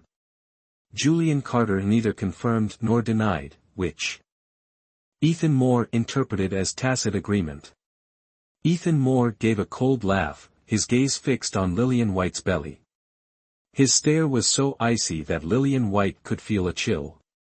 Afraid of him like this, she retreated slightly, hiding within Julian Carter's embrace. Julian Carter was startled by Lillian White falling into his arms, but he didn't reject her. He leaned down and asked, "What's wrong?" Lillian White shook her head. Ethan Moore abruptly stood up, smoothing the wrinkles on his clothes. "I don't think this game needs to continue. Julian, I won't disturb you two any longer." As he passed close by Lillian White, Ethan Moore swept her with a glance, cold and hateful. Lillian White pretended not to see. Neither Julian Carter nor Lillian White saw the sadness and loneliness that gradually appeared in Ethan Moore's eyes as he left the tent. Lillian White ate a lot. Julian Carter sat across from her, dumbfounded, watching her devour the steamed buns, tears welling up in his eyes. He asked, "Were you that hungry?" Lillian White nodded. Since being captured yesterday, she hadn't eaten a single bite. "You can play any prank you want, but why become a camp follower? It's fortunate you met me, otherwise." He trailed off, but everyone understood his meaning. Lillian White swallowed the steamed bun and continued, her voice filled with disgust, "You people don't treat camp followers like human beings. They serve your needs, shouldn't you treat them kindly?" Julian Carter rolled his eyes at her. "I don't need camp followers. What good is it telling me this? You must have some influence, speak up for them." In truth, Lillian White wasn't one to meddle in other people's affairs.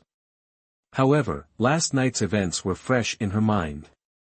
As a first-hand witness, she had intimately experienced the helplessness and despair. If she hadn't been sleeping far away last night, she might be like that woman now, devoid of life, lying there in a stupor. A woman's chastity was truly important. Julian Carter looked troubled. "I don't have any influence. I was bored, so I came to the camp to see my brothers. But this matter, you could mention it to Su. He's the highest-ranking officer here besides my father." Lillian White feigned a first-time acquaintance with Ethan Moore. "Your relationship is quite good?" "Friends." "Seemingly so." Lillian White felt at ease. She walked to the chessboard, observing the unfinished game, a flicker of admiration playing on her lips. "Brilliant. This game was played brilliantly." Julian Carter resumed his seat. "Can you tell who will win?" Lillian White suddenly leaned closer to Julian Carter. He quickly recoiled, his expression flustered. "What are you doing?" "I'll finish this game with you. You continue with the white pieces. If I win." Lillian White smiled slyly. "Will you marry me?" Julian Carter was startled. He didn't answer, instead posing a question. "Aren't you aware of my notorious reputation, the foremost playboy of Capital City, frequenting brothels, drinking fine wine like water? My health is poor, I spend every year soaking in medicinal baths, and I could die at any moment." Lillian White adopted a thoughtful expression, her face suddenly serious. Julian Carter held his breath, watching her intently, a mixture of fear and anticipation in his heart. "If you win, you won't have to marry me." Did this imply tacit agreement for him to continue his philandering ways, his sickly existence? But the prerequisite was her victory. Lillian White clearly sensed Julian Carter's scrutiny of the board, her heart leaping with joy. She was attempting to elicit a conclusive answer, to determine if he truly harbored feelings for her. Lillian White's heart soared, but her outward demeanor remained serious. "Master Julian Carter, if you wish to marry me, say it directly. Don't intentionally let me win, that would be wrong of you." As soon as she uttered these words, Julian Carter, thin-skinned as he was, retracted the hand that was about to place a piece, embarrassedly lowering his head, pausing his piece at a pivotal point in the game.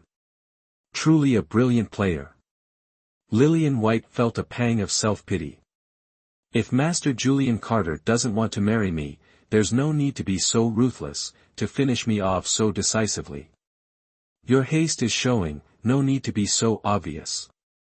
Julian Carter's hand trembled, he didn't know how to make his next move.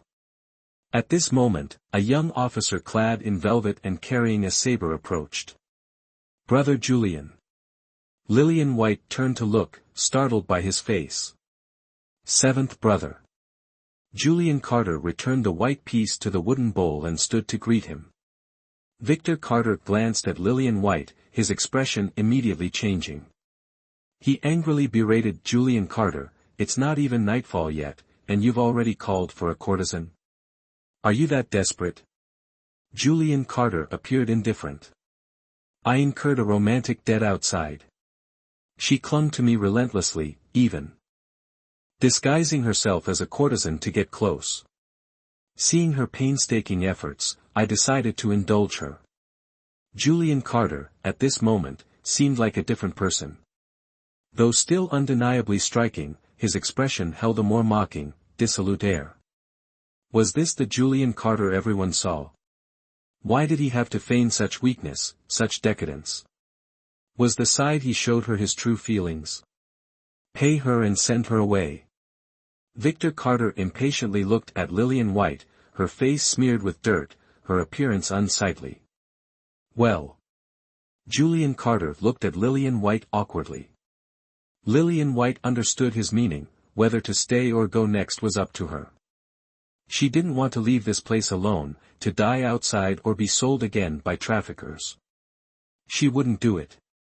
Lillian White inhaled deeply, knelt on the ground, and crawled to Victor Carter's feet. Seventh young master, I was born Julian's person, and I'll die Julian's person. I love him, and even death won't stop it. Plenty of people love him. Get lost. Victor Carter kicked Lillian White away, sending her sprawling. Julian Carter was about to help her up when someone beat him to it. Ethan Moore lifted Lillian White, not looking at her, but instead fixing a bland stare on Victor Carter. I wondered why it was so noisy here. Turns out it's the seventh young master throwing a tantrum. A crazy woman with a wandering heart. Let me take her away. With those words, Victor Carter advanced towards Lillian White. He was a man of action, not empty words, a trait inherited from General Carter. Lillian White's heart tightened. Victor Carter would undoubtedly drag her out, toss her outside, and have the soldiers haul her off. Seventh brother, Julian Carter, called out just in time, she's. Everyone fell silent. Lillian White's lips trembled. Last time, because of that, pregnant, she almost lost her life. This time, because of that, pregnant, would she survive this ordeal? Sure enough, Victor Carter stopped approaching her and looked at Julian Carter with an expression of utter disappointment. You. Come see father with me. Grabbing Julian Carter's clothes, Victor Carter dragged him towards the door. From behind, Julian Carter pleaded, Seventh brother, my heart is acting up again. It really hurts, it hurts so much. Victor Carter ignored him. Lillian White wondered, was there nothing left of her situation? Why had they forgotten her? Suddenly, a pair of sculpted white leather shoes stopped in front of her. Lillian White looked up to see Ethan Moore staring intently at her, his eyes filled with a complexity she couldn't decipher. He suddenly crouched down. Startled, Lillian White recoiled until her back hit the corner of a table, unable to retreat further. She bit her lip. Your Highness. Ethan Moore gave her a sardonic look. Recognize me now? Your Highness pretended not to know me first. Isn't that what you wanted? Indeed. Lillian White conceded silently. Ethan Moore's eyes darkened, and he sneered. Julian Carter is the adulterer you'd rather die than admit to? The father of the child in your belly? If Ethan Moore hadn't reminded her, she would have forgotten about that. He seemed more concerned about her adulterer and her bastard than she was. Whore. Just how wanton were you in his bed? Ethan Moore suddenly gripped her delicate chin, his knuckles turning white. Lillian White stared in shock at the usually indifferent Ethan Moore. His eyes were bloodshot, revealing a bitter resentment towards her, and also, pain and anguish. Lillian White watched in fear as he lost control. The pressure on her chin brought tears to her eyes. Ethan Moore suddenly swung his fist. Lillian White thought he was going to hit her and squeezed her eyes shut, waiting for the blow. She only felt a whoosh of air past her ear as his fist slammed into the corner of the table behind her. Lillian White opened her eyes and saw a bloody gash on the table's corner. She then looked at his hand, swollen and bloody. He had hit it with tremendous force. The light in Lillian White's eyes dimmed. Your Highness will find your true love in the future, a kind and beautiful princess. I'm just a passerby in your life. You don't need to do this. Ethan Moore laughed, right, how could she be worthy of me? She's nothing but a wanton slut in bed. Lillian White inhaled deeply, calmly accepting his taunting provocation. Remembering herself, her elbow touched the ground as she tried to stand, but Ethan Moore's long arm caught her, trapping her in his embrace. Lillian White wanted to pull away, but because of Martha Black's potion, she couldn't muster the strength. She thought, even if she used all her force, he wouldn't be fazed. Ethan Moore said, "Would it kill you to love me even a little?" "Not even a bit." Lillian White answered solemnly and seriously, "Yes, General. Loving you even a little would kill me." She remembered the moment she fell from the overlooked tower, the setting sun, the mesmerizing orange horizon, the first time the devastatingly handsome man forgot his Southern Dominion Princess Naomi, and looked at her with such serious fear and astonishment. She loved him, ending it with death. Despair, hatred, and unwillingness far outweighed death. In this life, she had vowed never to love him again, never to sacrifice for him, not even a single tear. Ethan Moore's arm suddenly lost its strength. Lillian White quietly left his embrace, stood up, and walked away. Unexpectedly, Lillian White saw Julian Carter, his whole body listless. She took him from outside General Carter's tent where he lay limply face down, and helped him back to his tent to apply medicine. During the process, Julian Carter groaned incessantly, as if every touch felt like 1,000 cuts. Lillian White teased, "You better recover quickly, I don't want our child to be born fatherless." Julian Carter grumbled, "Isn't this all because of you?" Lillian White chuckled, "Wasn't it your idea? In that critical moment, I could only think of that one trick. My 10th sister loved the tutor, but my father absolutely refused. So, my 10th sister eloped with her lover for 5 months, returned pregnant, faced my father, and he, heartbroken, married her off.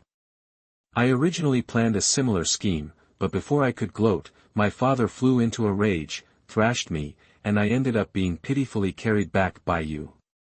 Men and women are different, why such a huge disparity?" Julian Carter gritted his teeth, enduring the pain as he lamented.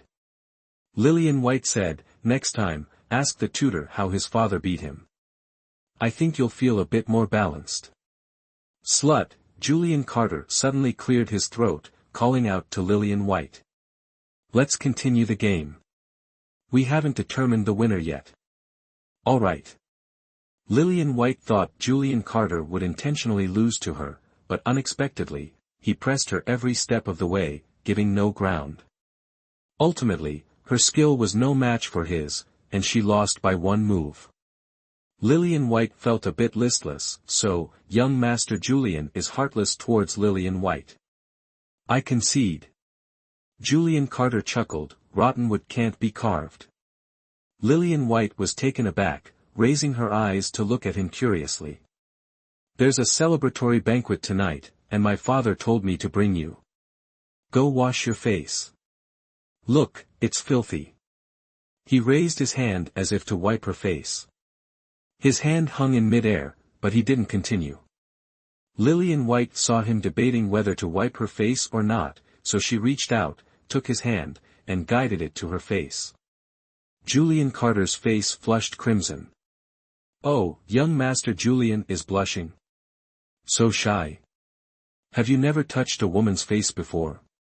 Lillian White purposely guided his hand to her own face, letting him stroke it a couple of times. Julian Carter gritted his teeth and spat out 2 words, "Slut." "Lecher." Lillian White retorted. Julian Carter glared at her. Outside the tent stood Victor Carter and a grim-faced Ethan Moore. They peered through the wind-blown tent flaps, witnessing the scene within. Victor Carter, noticing the bruised knuckles of Ethan Moore's hand, then glancing back at Julian Carter exchanging flirtatious glances inside the tent, his body covered in injuries inflicted by General Carter, said angrily, "This boy, you deliberately gave him the golden needle of the secret medicine, and he's doing this kind of thing.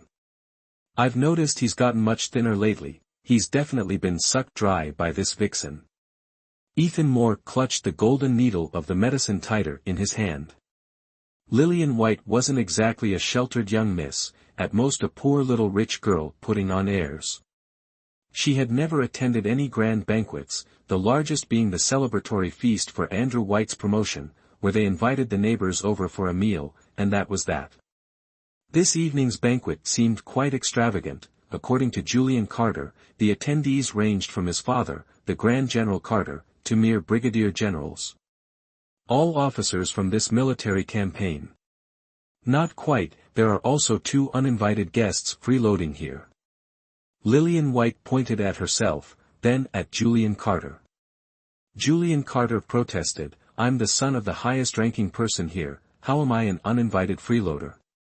"But you," Julian Carter leered at her, a contemptuous look on his face.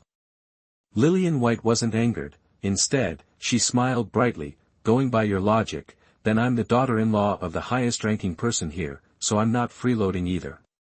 "You," Julian Carter was stumped. He had never met a woman with such a matter-of-fact attitude, yet he couldn't refute her words. "What about me? Am I wrong?" Lillian White, seeing Julian Carter's face flush crimson, whether from anger or embarrassment, became even more smug. Julian Carter didn't reply, he called someone over and had Lillian White dragged away. Lillian White was taken by several soldiers to a tent where 3 courtesans were being attended to, having been earlier whisked away by a man called Little Tiger. A woman in a blue dress was reluctantly having her hair styled by Little Tiger, while another in a yellow dress was resisting the ministrations of Little Tiger's subordinates who were trying to apply her makeup. Only Blossom Harper, seemingly content and self-sufficient, was fiddling with a bronze mirror, gazing at her reflection from various angles, afraid of looking unattractive. What a stark contrast. The soldier who brought Lillian White in said to Little Tiger, "Mr. Tiger, make Miss White look beautiful." "Mr. Tiger?" Lillian White was taken aback. This man before her, holding rouge in his hand, with such a distinctive hairstyle, was called Mr. Tiger. What a misnomer. Mr. Tiger glanced at Lillian White, and, even more surprised than she was, quickly put down the rouge, walked over to her, and said fawningly, "Miss White, come, sit here." He stood next to a chair, beside which was a brazier. It seemed he was offering her his own seat. Mr. Tiger's reaction startled the 3 courtesans, their eyes wide and mouths agape. Lillian White, of course, understood their reaction, they hadn't been present for the morning's events. Mr. Tiger's solicitousness was likely due to his subordinates informing him of what had transpired. Under the 9 watchful gazes, Lillian White sat down calmly. One of Mr. Tiger's men brought over a wet towel and handed it to Mr. Tiger, who then gave it to Lillian White. "Miss White, wipe your face." Lillian White nodded, using the wet towel to wipe her face. Her skin was fair and translucent, her features exquisitely delicate. When she returned to her normal appearance, her beauty was the kind that could topple empires. Mr. Tiger, upon seeing Lillian White's true face, stared blankly. This face, valuable. Mr. Tiger was about to apply makeup to Lillian White, but she stopped him in time. "You go help them, I can do this myself." Mr. Tiger nodded regretfully and returned to the woman in the blue samfu to help her dress. The woman looked at Lillian White with a hesitant expression. Lillian White naturally understood what she wanted to ask. Why was she here? And why was she treated with such respect? But there was no time for them to speak. The women finished their makeup before Lillian White and went behind the screen to change clothes. They emerged wearing revealing, low-cut dresses. Without a word, they were forcibly dragged away by Mr. Tiger. Lillian White actually wanted to use her perceived favor to ask Mr. Tiger to treat them better.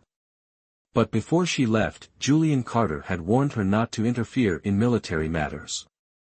Procuring comfort women was a sensitive topic, but with the war dragging on, the men's passions were high, and they couldn't always control themselves.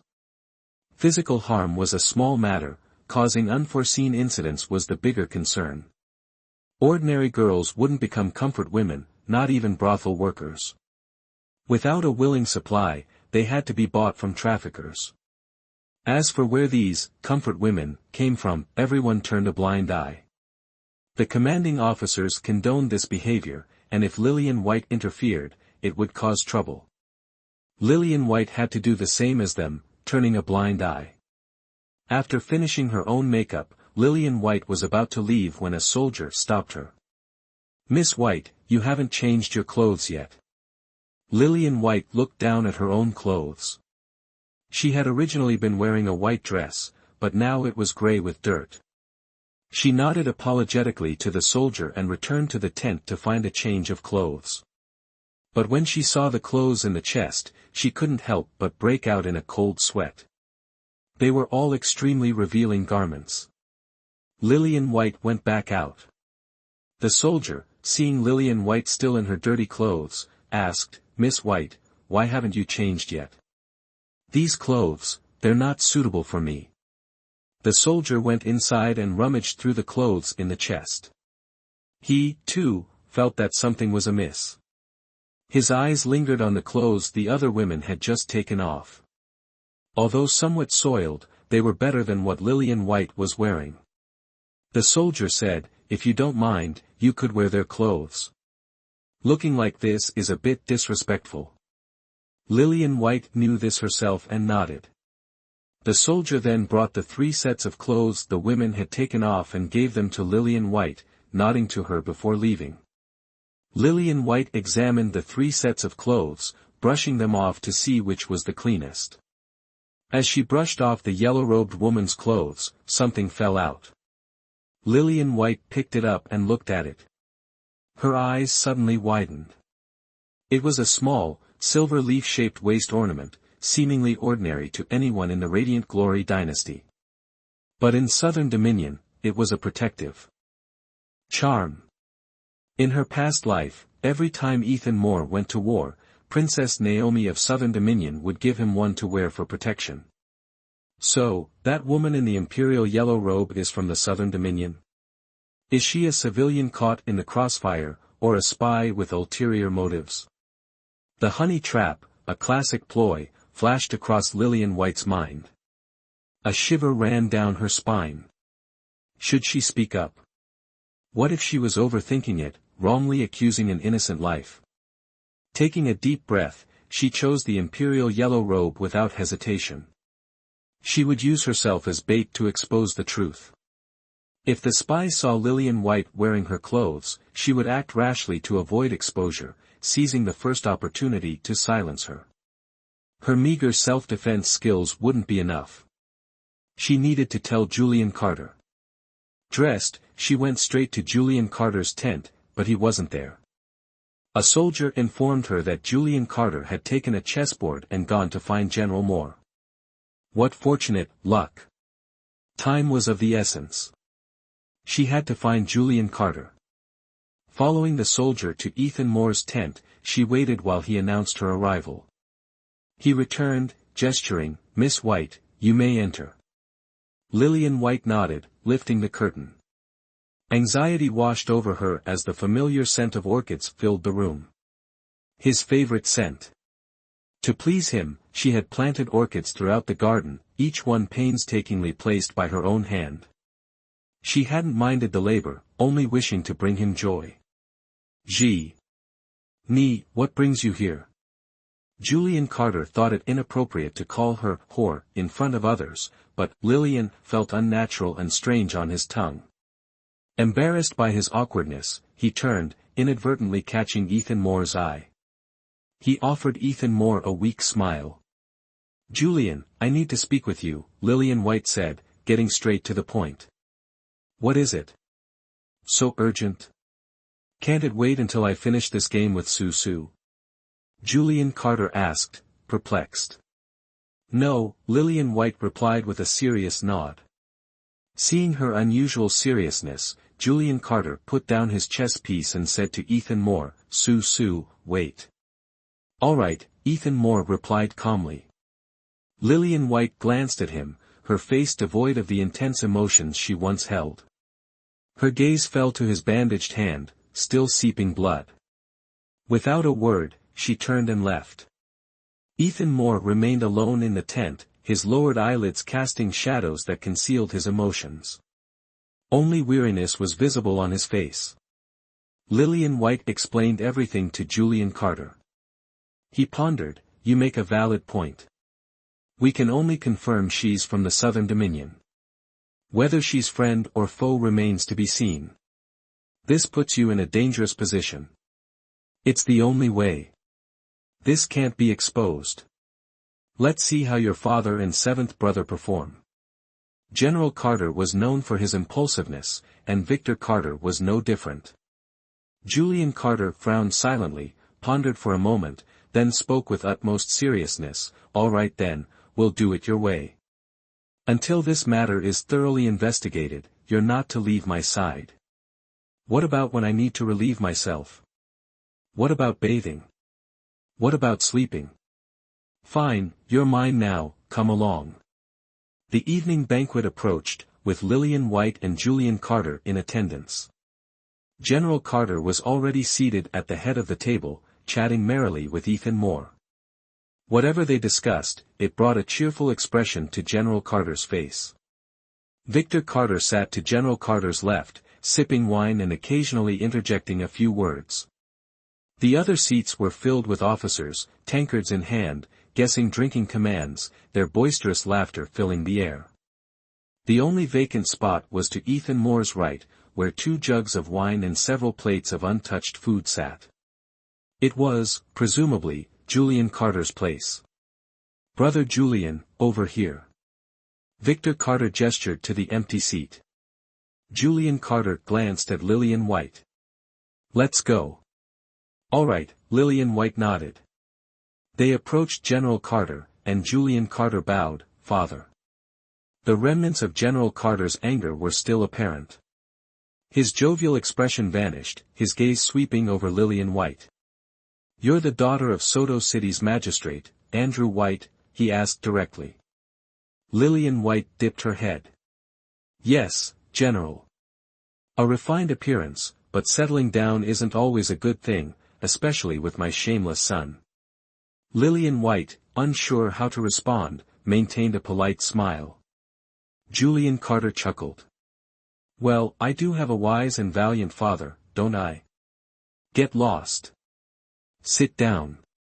General Carter tossed a piece of mutton in his direction. Julian Carter deftly dodged it.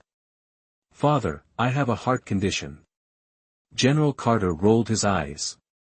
Julian Carter's smile faded as he led Lillian White to their seats. Before sitting, he noticed a fallen leaf on her chair, smiled at her, and brushed it away. Lillian White smiled back and sat down. Her gaze drifted to her right, where Ethan Moore sat, a mere arm's length away. He glanced at her, his expression cold. A battlefield banquet was no royal affair. Theirs consisted of drinking wine, eating mutton, and exchanging idle chatter. Lillian White remained silent and ate nothing. However, she unwittingly became the target of their conversation. "Julian, what's it like to be felled by a mere sapling asterisk?" A lieutenant general teased, directing his gaze towards Julian Carter. Julian Carter laughed. "I'll just get back up, maybe even bring the tree home with me, and then go out and cause more chaos." "Ha!" The 2 men laughed, clinking their tankards in a gesture of camaraderie. "And Miss White, didn't she cry her eyes out?" Another lieutenant general directed the conversation towards Lillian White. Lillian White, flustered by the attention of the officers, offered a strained smile. "I'll make sure he doesn't have the energy to cause any chaos." Silence fell over the group. Julian Carter's smile froze. He glanced at Lillian White's impassive face, his own flushing crimson. Embarrassed, he took several gulps of wine. The others burst into laughter. "Miss White certainly has a way with words. Not to mention horrifying, these people would definitely seek her out to tease, might as well directly scare them off, lest they continue to drag her out for amusement." As expected, the topic meandered. The brigadier general sitting next to Julian Carter seemed to have a very good relationship with him, chatting happily, eating and drinking lavishly. Mr. Tiger brought 3 stunning beauties over, smiling at General Carter. "General, they've arrived." The originally lively banquet suddenly fell silent. Lillian White saw the brigadier generals all staring at the 3 of them, and couldn't help but sneer inwardly. Men were indeed lecherous creatures. She shifted her gaze to Julian Carter. Amidst everyone's eyes, the playboy was actually sipping his drink, seemingly oblivious. When the woman in the yellow dress saw a familiar figure, she looked towards Lillian White and was momentarily stunned. Lillian White smiled at her. It was unclear whether it was a warning or a friendly gesture. Was she ultimately an enemy or a friend? General Carter suddenly said to Ethan Moore, "Ethan, might you be interested?" Ethan Moore looked at the 3 women. For Blossom Harper, this was a once-in-a-lifetime opportunity. She winked at Ethan Moore several times, but in Ethan Moore's eyes, it wasn't flirting, but rather her eyes being uncomfortable. He directly ignored her. At that moment, Blossom Harper's heart shattered. Looking at the other 2, they also didn't catch his eye. He said to General Carter, "Not interested." Seemingly within General Carter's expectations, he smiled faintly, and asked a group of people according to their rank. Lillian White, seeing the eager looks of these men, felt a bit nauseated. Looking again at the woman in the yellow dress, she had recovered from her shock, looking at Lillian White with an expression she had never shown before. Fear.